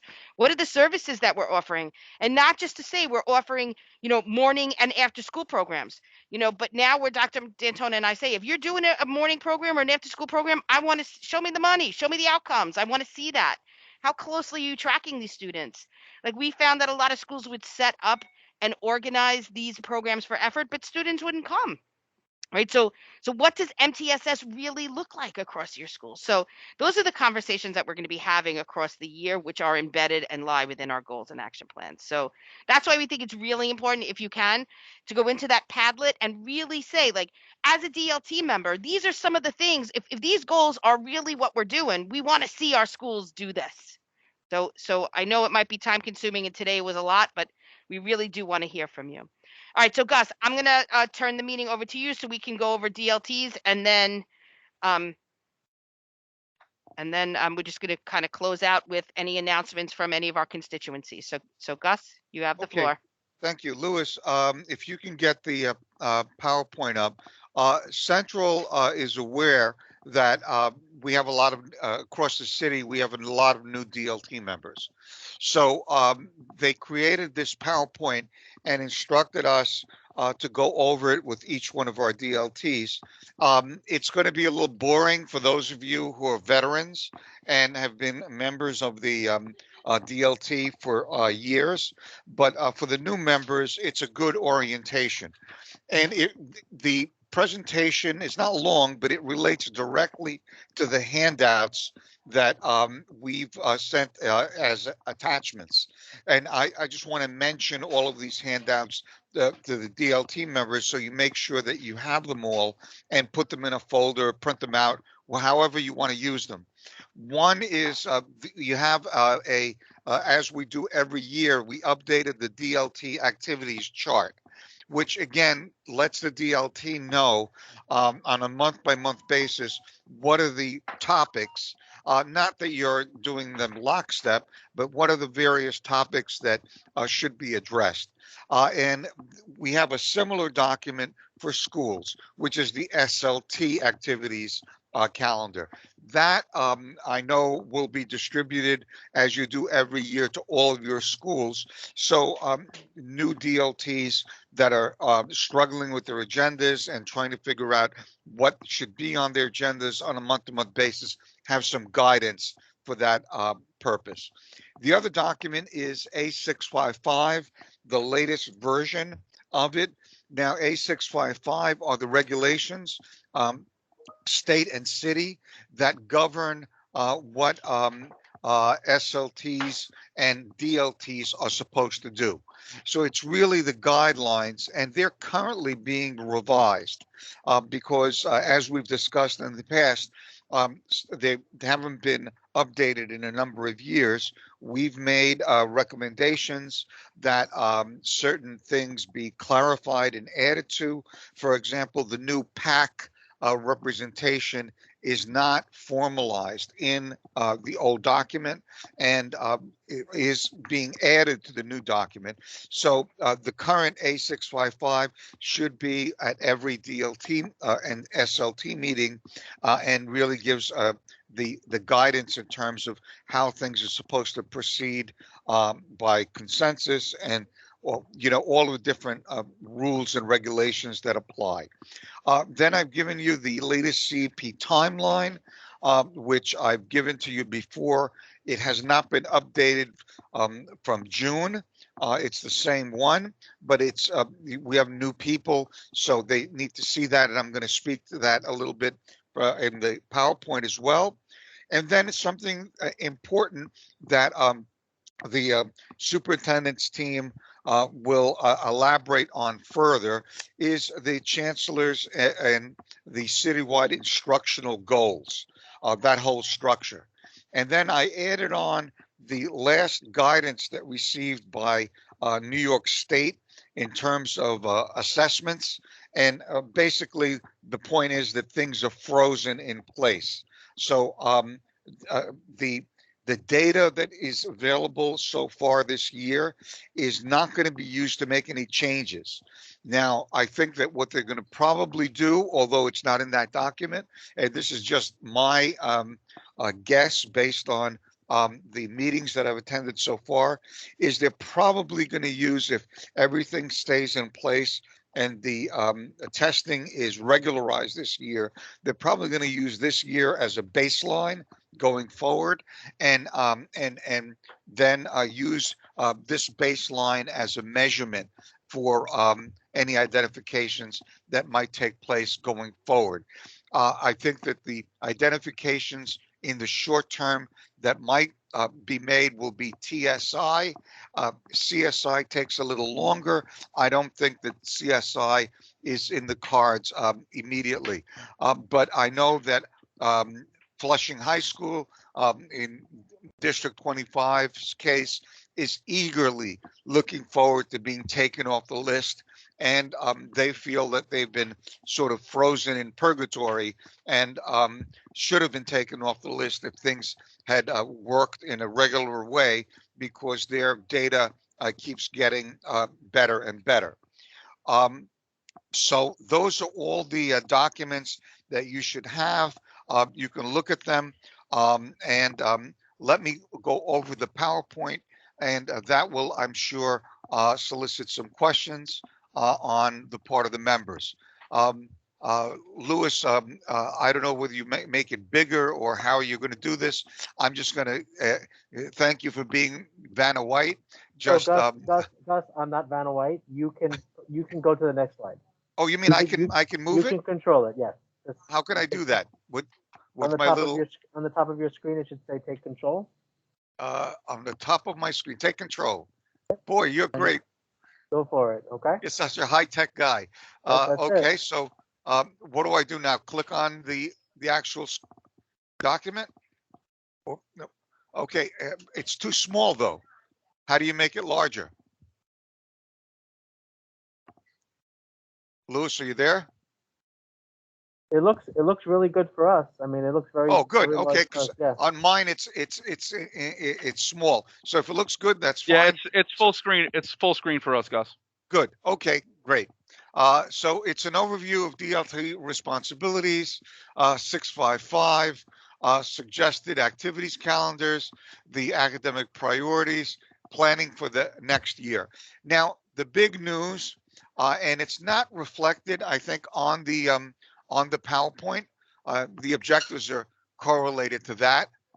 Is that recently it's come to the attention of Central that there's a general feeling that superintendents would like that their uh, superintendent's goal be correlated to DCEP goals because they have not been totally aligned in the past.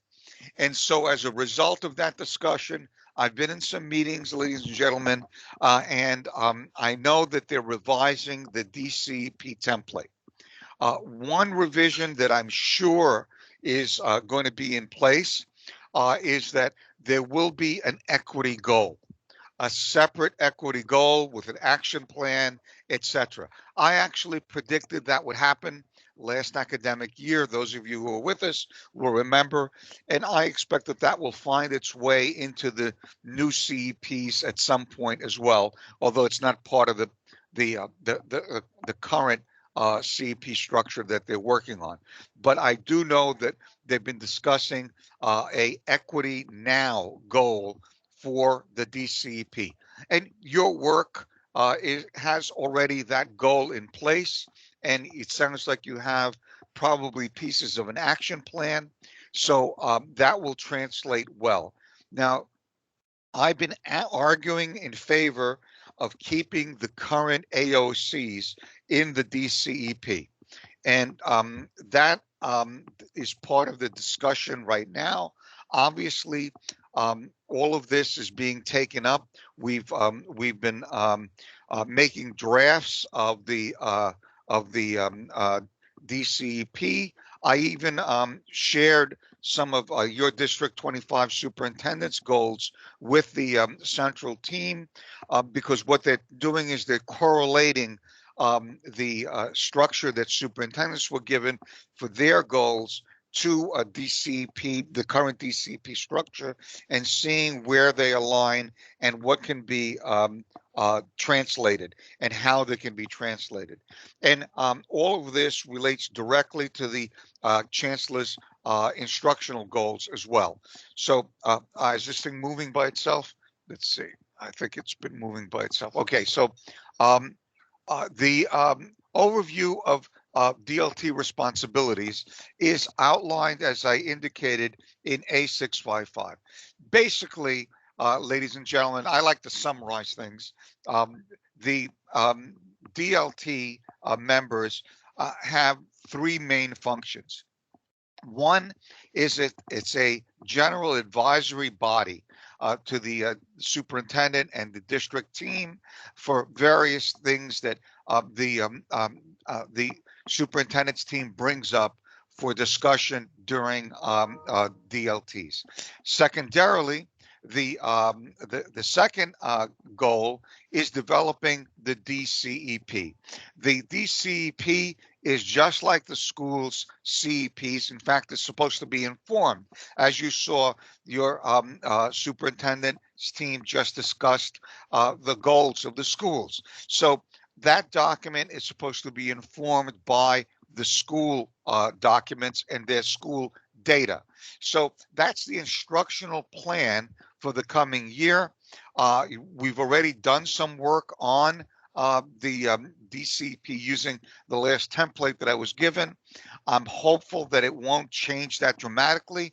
As I indicated, there will be a separate equity now goal, but beyond that, we will continue to translate what we have into the new template when we get it.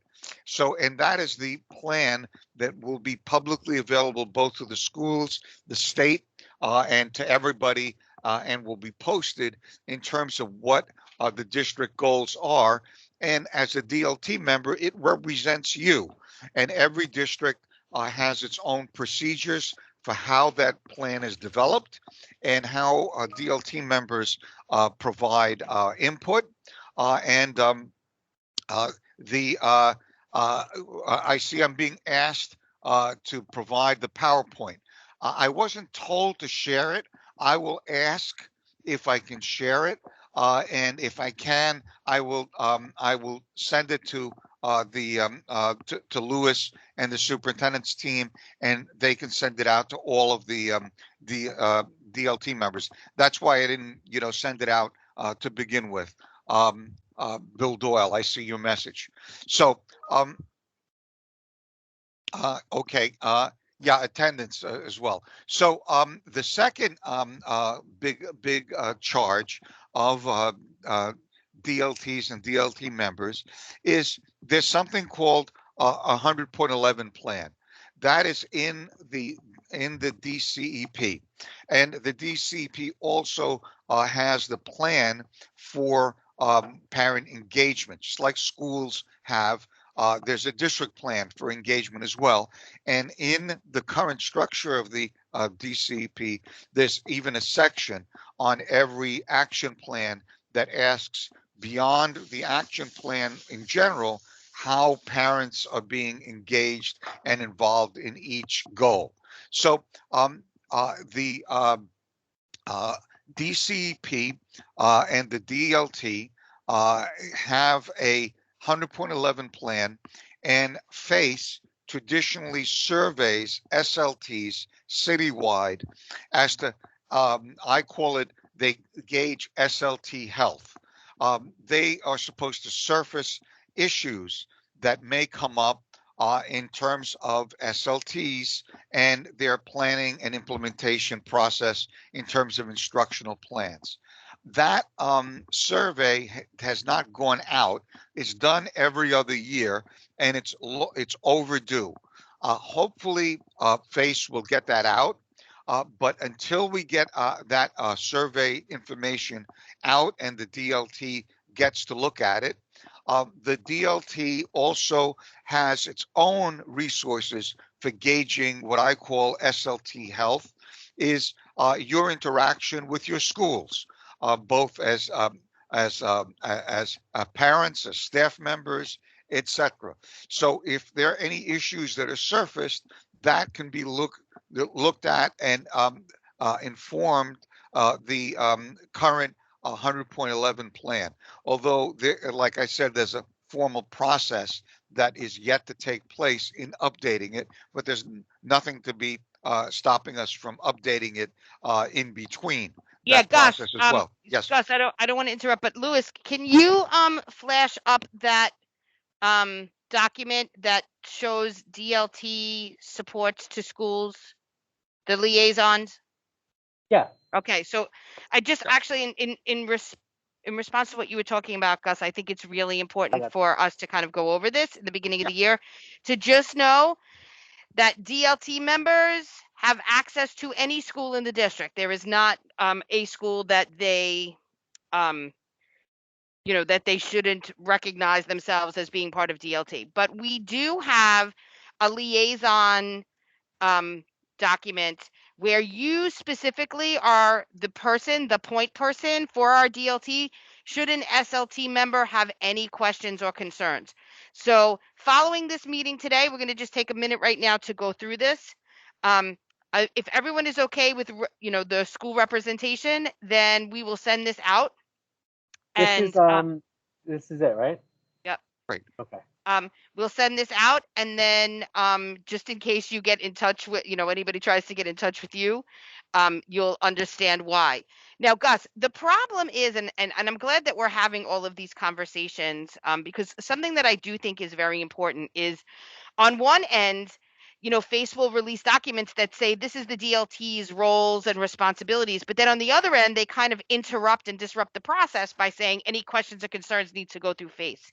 So this is one of the ways that I do encourage all of us at the DLT to do outreach to your SLTs, let them get to know you, and just say, like, if there's anything that you would need in terms of training or other types of supports, that the DLT at the local level can give that to you. That doesn't mean that you can't still make concerns known to FACE, but I think sometimes FACE's documents, Gus, and if you could be part of that conversation, sort of eliminates the role of the DLT, which we still think is really important in the district. So many of these have not changed. We've gone through the list of them. I do see right now there's the one that we do have to change is that Francis, I'm going to remove 209 from you because you cannot represent the school that your children attend. So I will flip Francis. If we could continue to go down just to make sure that everybody else is the same and good.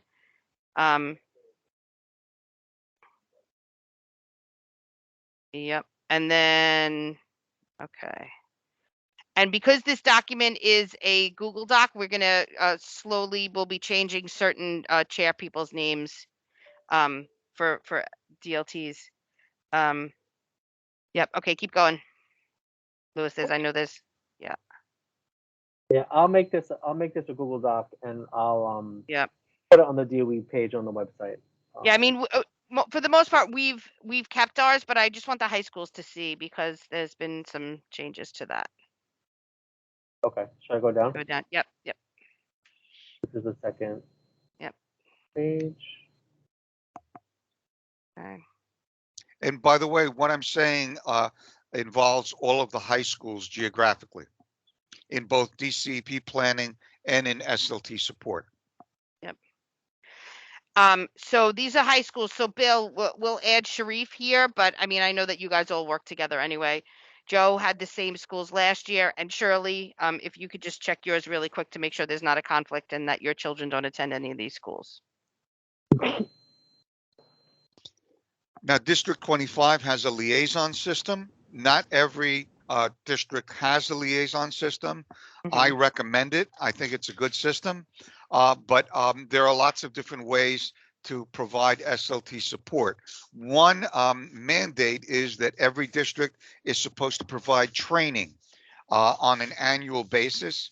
And we in District 25, I've always collaborated with the district team to provide that training, and we can provide it for schools as a whole or individual schools or groups of schools on an as needed basis. Yep. All right, you can take this off. Thank you, Lewis, and then Gus can flash his back up. Yep. Yep, I'll put it back up. Thank you. And if there are any issues that come to DLT members' attention, the structure is that it should be handled at the school level, the district level, and only bring in FACE or Central on a as needed basis as kind of a last resort. Yeah, but that's not clear. So if we could do that, that's not very clear in their documents. So if you can make that recommendation. Well, I'll recommend it to FACE, but remember, I'm not part of FACE. No, I know. We've worked with Anthony Settle, who now is no longer a central FACE. There are BCO FACE liaisons, and we've involved them and invited them to our trainings in the past. And based on the last time I looked at FACE documents on the central database, they're kind of dated. So obviously they do need to be updated. But in the meantime, I know that we've collaborated on these matters for a long time. So we will support our parents and our schools on an ongoing basis, using our own resources as best as we're able to. I feel confident in my superintendents to be able to say that. Those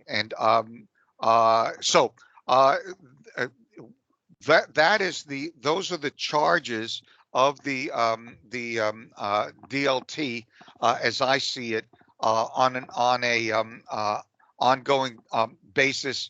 That's formalized in the regulations, and as I said, they're being revised.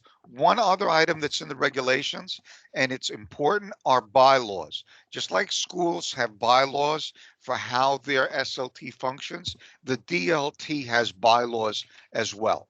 And your bylaws need to be looked at every year. And I know that we will put it on the agenda. We usually put it on early on. So maybe since you have new members, they should be familiar with the bylaws. Everybody should have them. And the bylaws can be made available and looked at. Maybe we'll put it on next month's DLT agenda.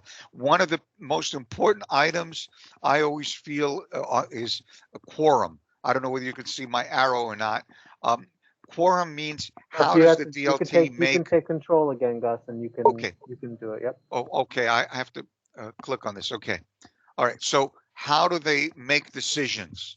How did DLTs make decisions? Just like how schools make decisions. And I don't know your or your bylaws off the top of my head, but some DLTs just have to have a majority of core members there. Some have to have all members there. Some require a certain number to be at a meeting, etc. It's important because just like at the SLT level, it governs how decisions are made. And that is always reflected in the minutes, which the minutes and keeping minutes are important. As you know, what happens often is that the state asks for our attendance sheets and our minutes occasionally to make sure that that there is proper consultation taking place at both the school and at the district level. So bylaws. So I know you'll put it on one of the either the next agenda or the one after, so we can look at the bylaws. This again explains the bylaws a bit, but it's in A655. It's the same information. This is the activities calendar that has been distributed to everybody as an attachment. Then there's the priorities. Now, here are the priorities. And as I said, one of the big priorities is Equity Now, which they're talking about making a separate goal. In fact, I'm almost sure it'll be a separate goal on the DCP new template that we're going to get. And there'll be certain details involved on how that goal is implemented. And you, as a district, have already anticipated that. So these priorities I've distributed to you. So it's one of the attachments that you already have. So I'm not going to go over them. At a future meeting, we might want to go over all of these and see how they relate to our district goals and our plan in general. In fact, they, I'm sure, will be embedded in the new template when the revision comes out. What's new, MTSS, and they brought back the Title I section. They brought back again the STH section for the DCP, as they did with the CEPs. So these are this is what's new based on the discussion and the template that I've already shared with you and that we worked on in June. Going forward, we will have to revise this because the new template will have other new stuff that we'll talk about. Although all of this, what's new here, will remain. And by the way, I neglected to mention, there's a separate section for high schools with high school goals. As Superintendent Lindsey went over the high school goals, they will have an equity goal separate. Again, I have been advocating that we keep the high school section separate the way it is as a separate piece of the DCP template structure.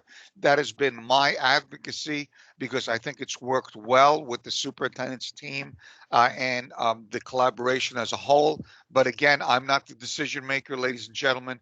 I remain to see what the final outcome will be once leadership has gone over it. Anticipating a question, I don't have a timeline yet, but I expect that they will get that done relatively soon.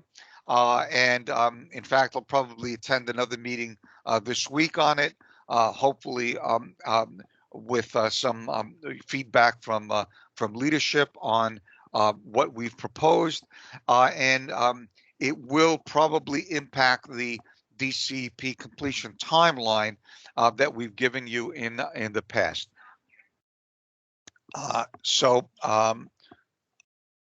Important updates on the CEP. Where we are is principals receive CEP feedback September 10th. We're beyond September 10th. All of the schools in District 25 have received feedback through iPlan. By the way, for your new DLT members to know, I am a one-stop shopping.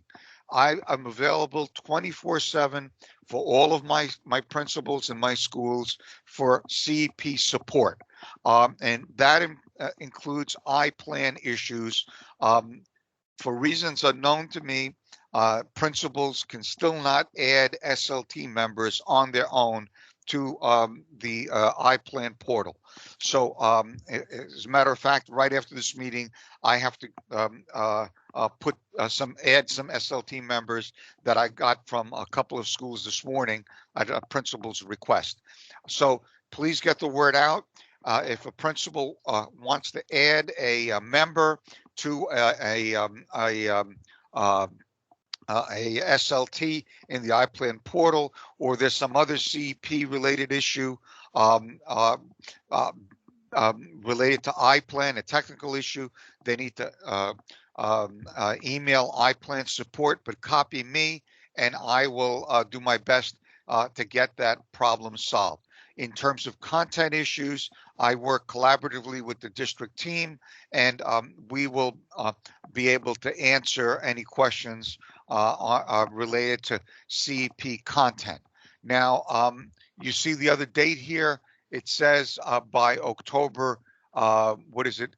Because it's very small on my end. By October 29th, schools review and L documents, and they submit for superintendent's approval. And by December 10th, that's the current timeline, the superintendents are going to certify the final CEPs, and they get publicly posted. I reiterated again personally when I met with our executive superintendent that I am proud, very proud of the record of all of Queens North, and particularly District 25. You're one of the first, if not the first, district to complete this process citywide. We always certify all of our schools on time, and all of our schools get their information on time, and that's a record that I expect, and I know we will continue to maintain that stellar record of being the first or one of the first to complete all of the CEP work in an excellent and very responsible way. So that's the timeline. You've gotten it separately from me in another document. Let's see. I think that's almost important updates. The accountability, everything's frozen. See, it says there. I've given you the accountability document that relates to this slide, so you can read that at your leisure, but there's no change, and I've given you my best guess in terms of what the state intends to do without it being anything official. Next steps, the calendar, I already have your dates. And with District 25, I haven't seen any conflicts with any other districts. So we have our calendar in place, and the provisioning. We have some new DLT members, so the superintendent's team will provision DLT members on the district plans, and so you can get into iPlan and see what you need to see. If there are any issues involved, they'll email me, and I will contact the iPlan folks, and we'll solve them. And you've already done an excellent presentation on district data, and in fact, I'm going to inform the powers that be, that you have correlated your local assessments to whatever state assessments. So you're ahead of the game, in my opinion, already. I think that's the last slide. Yes, it's the last slide.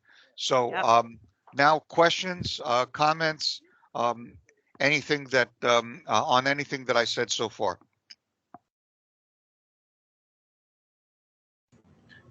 I had a question. If I don't want to jump in, but Go Sure, ahead. Joe. quick question. So I was always curious about FACE's interaction with DLT. I mean, do they have a role? I mean, where does FACE stand with regard to the DLT?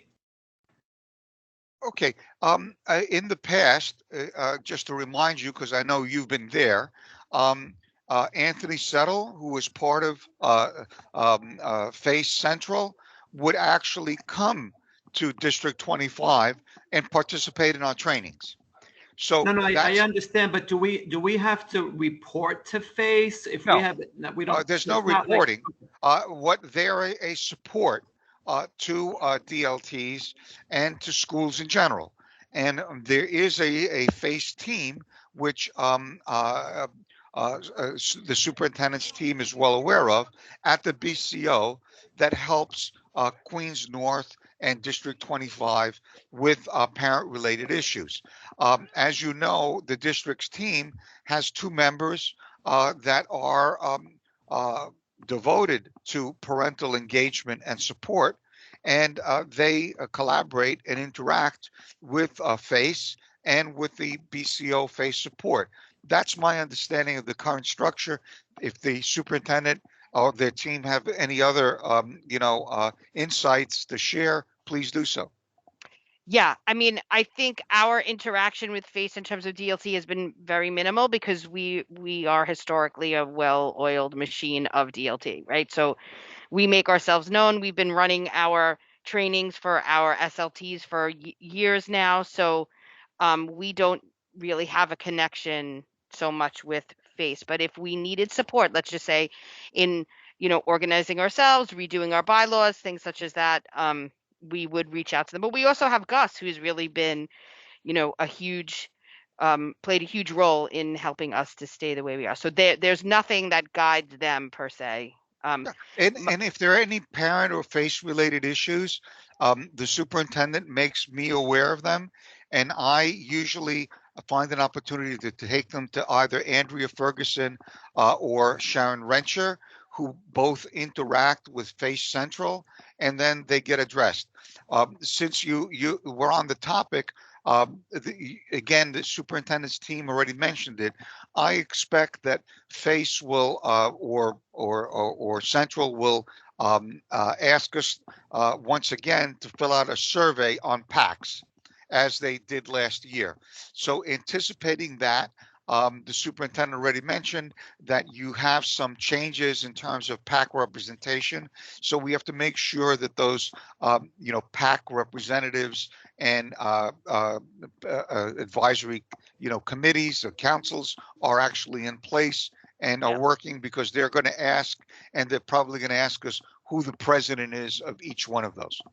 Yep. And in terms of Title I, again, in terms of the parent set aside and all of the interactions and Title I related questions, again, I take those to Central and work with Dragomira, who they recently changed my office from the 6th floor to the 5th floor.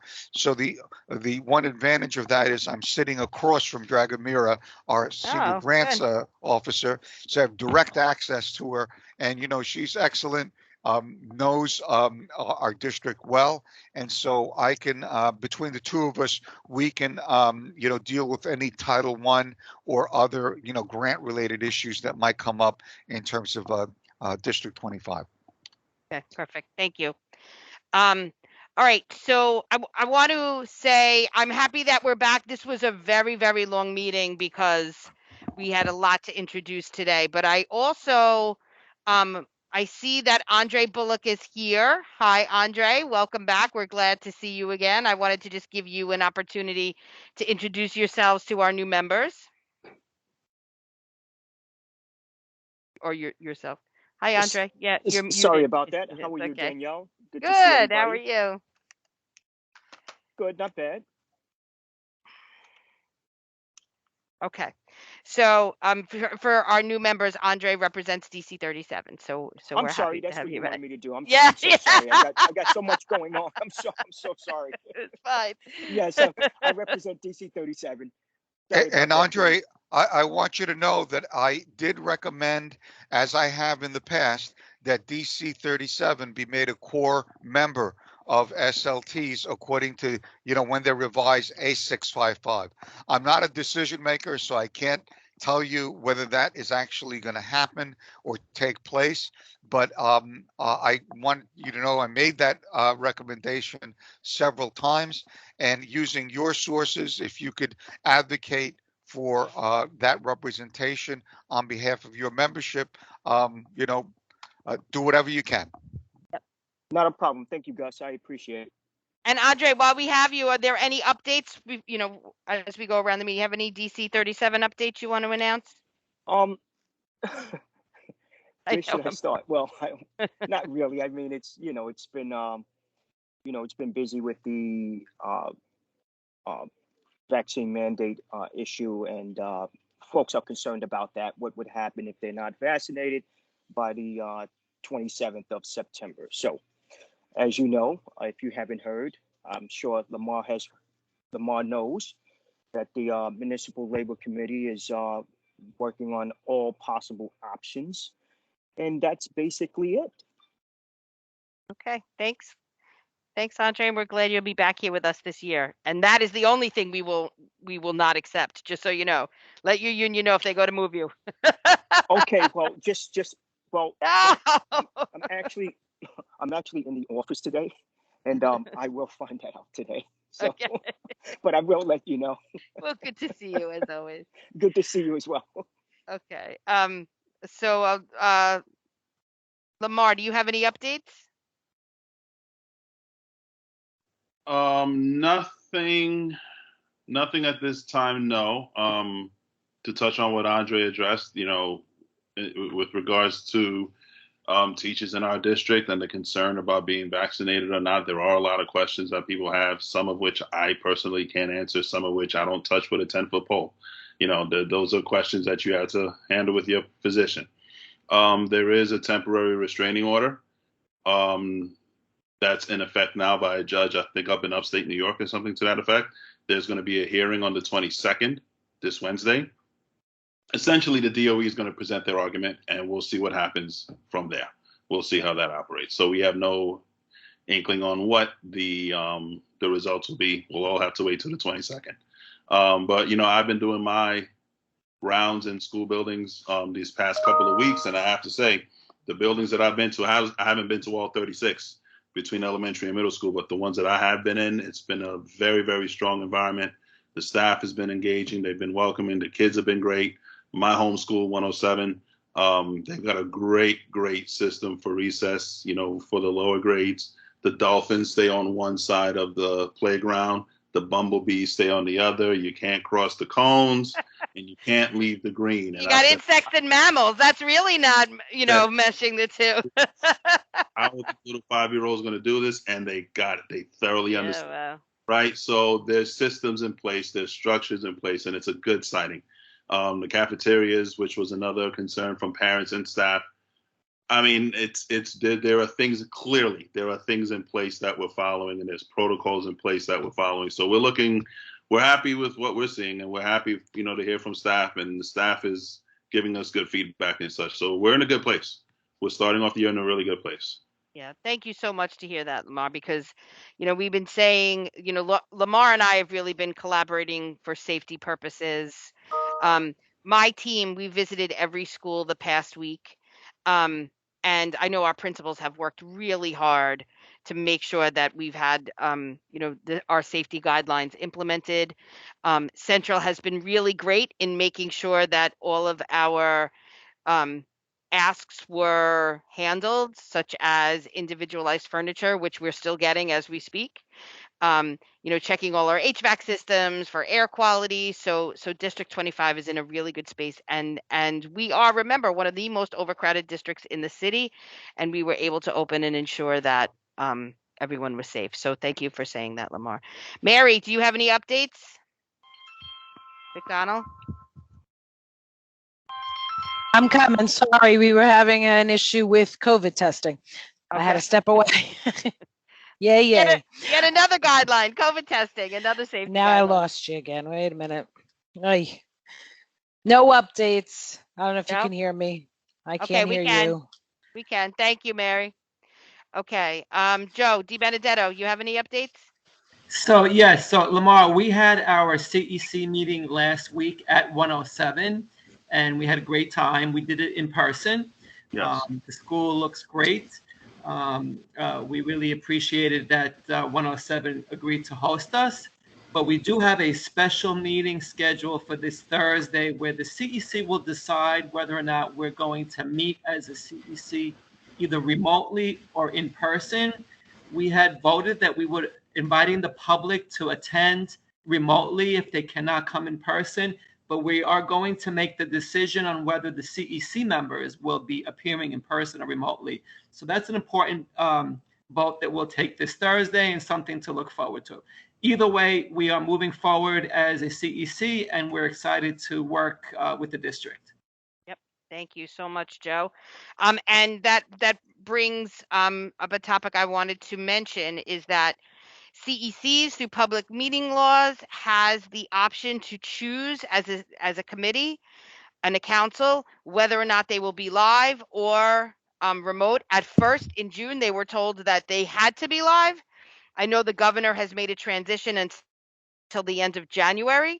So, but just for us to know that DLTs, and Gus, correct me if I'm wrong, DLTs still remain, and President's Council still remain virtual, correct? That's my understanding, that you Mine can too. still hold them virtually. You probably know more about what the options are for SLTs and schools. Yeah, it was the same, that SLTs are also virtual. Virtual. So, Okay. yep. Okay, so that brings me to President's Council. Shirley, I know that you had sent us some documents and reminders, so I didn't know if you wanted to address some of those right now. Okay, good morning again, everyone. I want to start off with Queens High School. President's Council had a special meeting in June, on June 22nd, with Deputy Chancellor Josh Wallach, with Karen Goldmark, and Andrea and Danielle from School Construction Authority to talk about questions about overcapacity, overcrowding, not enough high school seats for high schoolers that resides in Queens. So the main goal of that was to answer questions and data about that we had about the overcapacity and overcrowding. We want to suspend the geographic priorities for admissions this year until it's more equitable for Queens, because there's a 13,000 seat shortage. If all the high schoolers that reside in Queens, there's a shortage of 13 seats, and they automatically have to go out of borough. So we was asking at least to suspend the geographic priority, but we're asking to not to remove any of the geographical priorities at this time. We also have the pandemic EBT information that I sent out. We're in the first wave of distribution, the state is. They stated that they finished with New York City, but they're doing the rest of the state. So until they finish the rest of the state, the second phase of the last 3 months of the last school year will be distributed. And also, they also announced, the federal government, there's going to be a third distribution for summer school month. And the only qualification for that is for New York City schools, students to be enrolled in a New York City DOE school in June. So all students who were enrolled will get the pandemic EBT for the summer, whether or not they went to summer school or summer rising at all. Could you hold on 1 second, please? Hold on. Mm-hmm. I'm sorry. Currently, I'm also on the A60 bridge team, which is meeting right now, and I have a live update because we were hoping to have the amendments to the A660 regarding virtual, regarding PAPTAs and President's Council meetings. We wanted to add the option of in-person, hybrid, virtual as part of the Chancellor's regs and update the financials for these parent organizations. We were hoping that they'll meet to the PEP on October 20th to vote, but they are behind now. Legal returned back the document asking more questions, so it won't be able to be voted in to October PEP. So Shirley, can I ask a question? So would that be permanently in A660 that schools could choose to meet in person, hybrid, or virtual? That's very interesting. Yes, the Yeah, wow. membership will be able to choose, and they can alternate. It doesn't have to be all virtual, all in person. Mhm. They can alternate months, whatever's best for that association or President's Council. But they Great. will have to choose. They will have the ability to choose how to conduct the meetings. And I know Right. most of the parents like the hybrid pension, hybrid portion of it right now. The high school subcommittee, I sent all the notes from the last meeting from May and the slides. So the next citywide high school subcommittee is September 28th at 4. And tonight is Queens High School President's Council meeting at 6:30. And I think I covered everything. Yes, you did. Thank you so much. And so Jinmei, Shirley can be a point person for the EBT card because we're getting so many questions from families around that. So always, could she reach out to you if for any updates or questions? Of Perfect. course. I'm Thank also you. part of the Lunch for Learning Parent Caucus, so I get all those information. Great. Yeah. Thank you so Yes. much. I'll definitely send you an email. Thanks, Shirley. Okay, Francis, do we have any President's Council updates for D25? So in the CPAC meetings overall of what's been happening is parents were asking for a remote option. And there was a lot of districts that felt it was unsafe not to have a remote option. And so there were parents saying that they would protest and not send their children to school and such. But I don't know. I don't think that applies to our district. I haven't heard anyone. I don't know, Danielle, if you've gotten requests for a remote option. But yeah, we've gotten community requests for a remote option. Right now, what we're saying to families is we are inviting them in, either after school starts, if you are fully vaccinated, on a case-by-case basis, or virtually to really see some of the health guidelines that we have in place in our schools. But there have been not, a lot, but some that have said that they are. Yes, so they're working on that. I don't know what's going to happen. What's going to happen with that, with parents not sending their children to school, and so they feel it's safe. I don't know if that's happening in our district. Another question that arose was the parents were wondering why they had the COVID testing, and then they had changed it. First it was optional, then they changed it to saying that you couldn't go into school if you didn't sign the paper. But now, since the remote option was taken away, now the COVID testing is optional again. So parents were very confused about that. So that was one of the things that came up. And as far as the EBT, I had brought that to my SLT, but the problem is that the principals are not getting the information of the EBT. So they really can't give it out to their parents if they don't have it. You know what I mean? So we're getting this information, but we can't trickle it down. It needs to be trickled down by the DOE or whoever's handling the PEBT cards. And so I had a lot of information that parents needed, but I wasn't able to distribute it because it needed to come from higher up. You know what I mean? Not just from a parent. Can I interject? We can share information, parent or no information. We should be sending, everybody on this team should be sending out information to their constituents, and our constituents overlap. We do, Shirley. And also in the end of week wrap up, I had asked Adrian to add it there. So it's been for the past 3 weeks. And for the past 3 weeks, they've been putting that information in the end of week wrap up. So parent coordinators and parents can forward it to their constituents as well. So the parent coordinators and FLCs should be forwarding this information as well. Yep, absolutely. And that's about it, unless Shirley, I missed something, because I think that was the overall of what I got in so far of the complaints. Am I missing something, Shirley? In regards to the CPAC, CPAC, no, like, I don't think so. all right, that's it then, Yeah, those are the main objectives. Parent interaction into the building, and I know in the principal weekly digest, or it's not weekly digest anymore, they mentioned the use of parents being in the building. They had to be vaccinated to enter the building. Yep. Yep. All right. Thank you, guys. Thank you, ladies. All right. So if there is no other new business, I would like consensus to adjourn our very long first meeting. Everybody's consensus, thumbs up. Lamar, are you speaking? I can't. You're muted, Lamar. Yes, for Francis. Yes, yes. And we'll take attendance today because we're on video. We can make sure everybody's here. Lamar, are you talking to us? Who are you talking to? Is Lamar talking? I don't know who he's talking to. Can you hear us, Lamar? Because we don't know what you're saying. You're muted. He could be on another meeting like I was. Yeah, I don't know. Yeah. Lamar's like, I did not turn my camera off and I'm on another meeting. All right, guys. All right, so it was really nice to see everybody. I'm excited to continue our work together. Our next meeting, hold on, let me just log into October 12th. Yep, thank you. Wait, let me just October 12th. Our next meeting is yep. Is it October 12th? Why is it in my calendar? It's on a Tuesday because 11th is a holiday. You are correct. It is on my calendar. It's on a Tuesday. Thank you guys so much. All right. Have an amazing week. And I will talk with all of you very soon.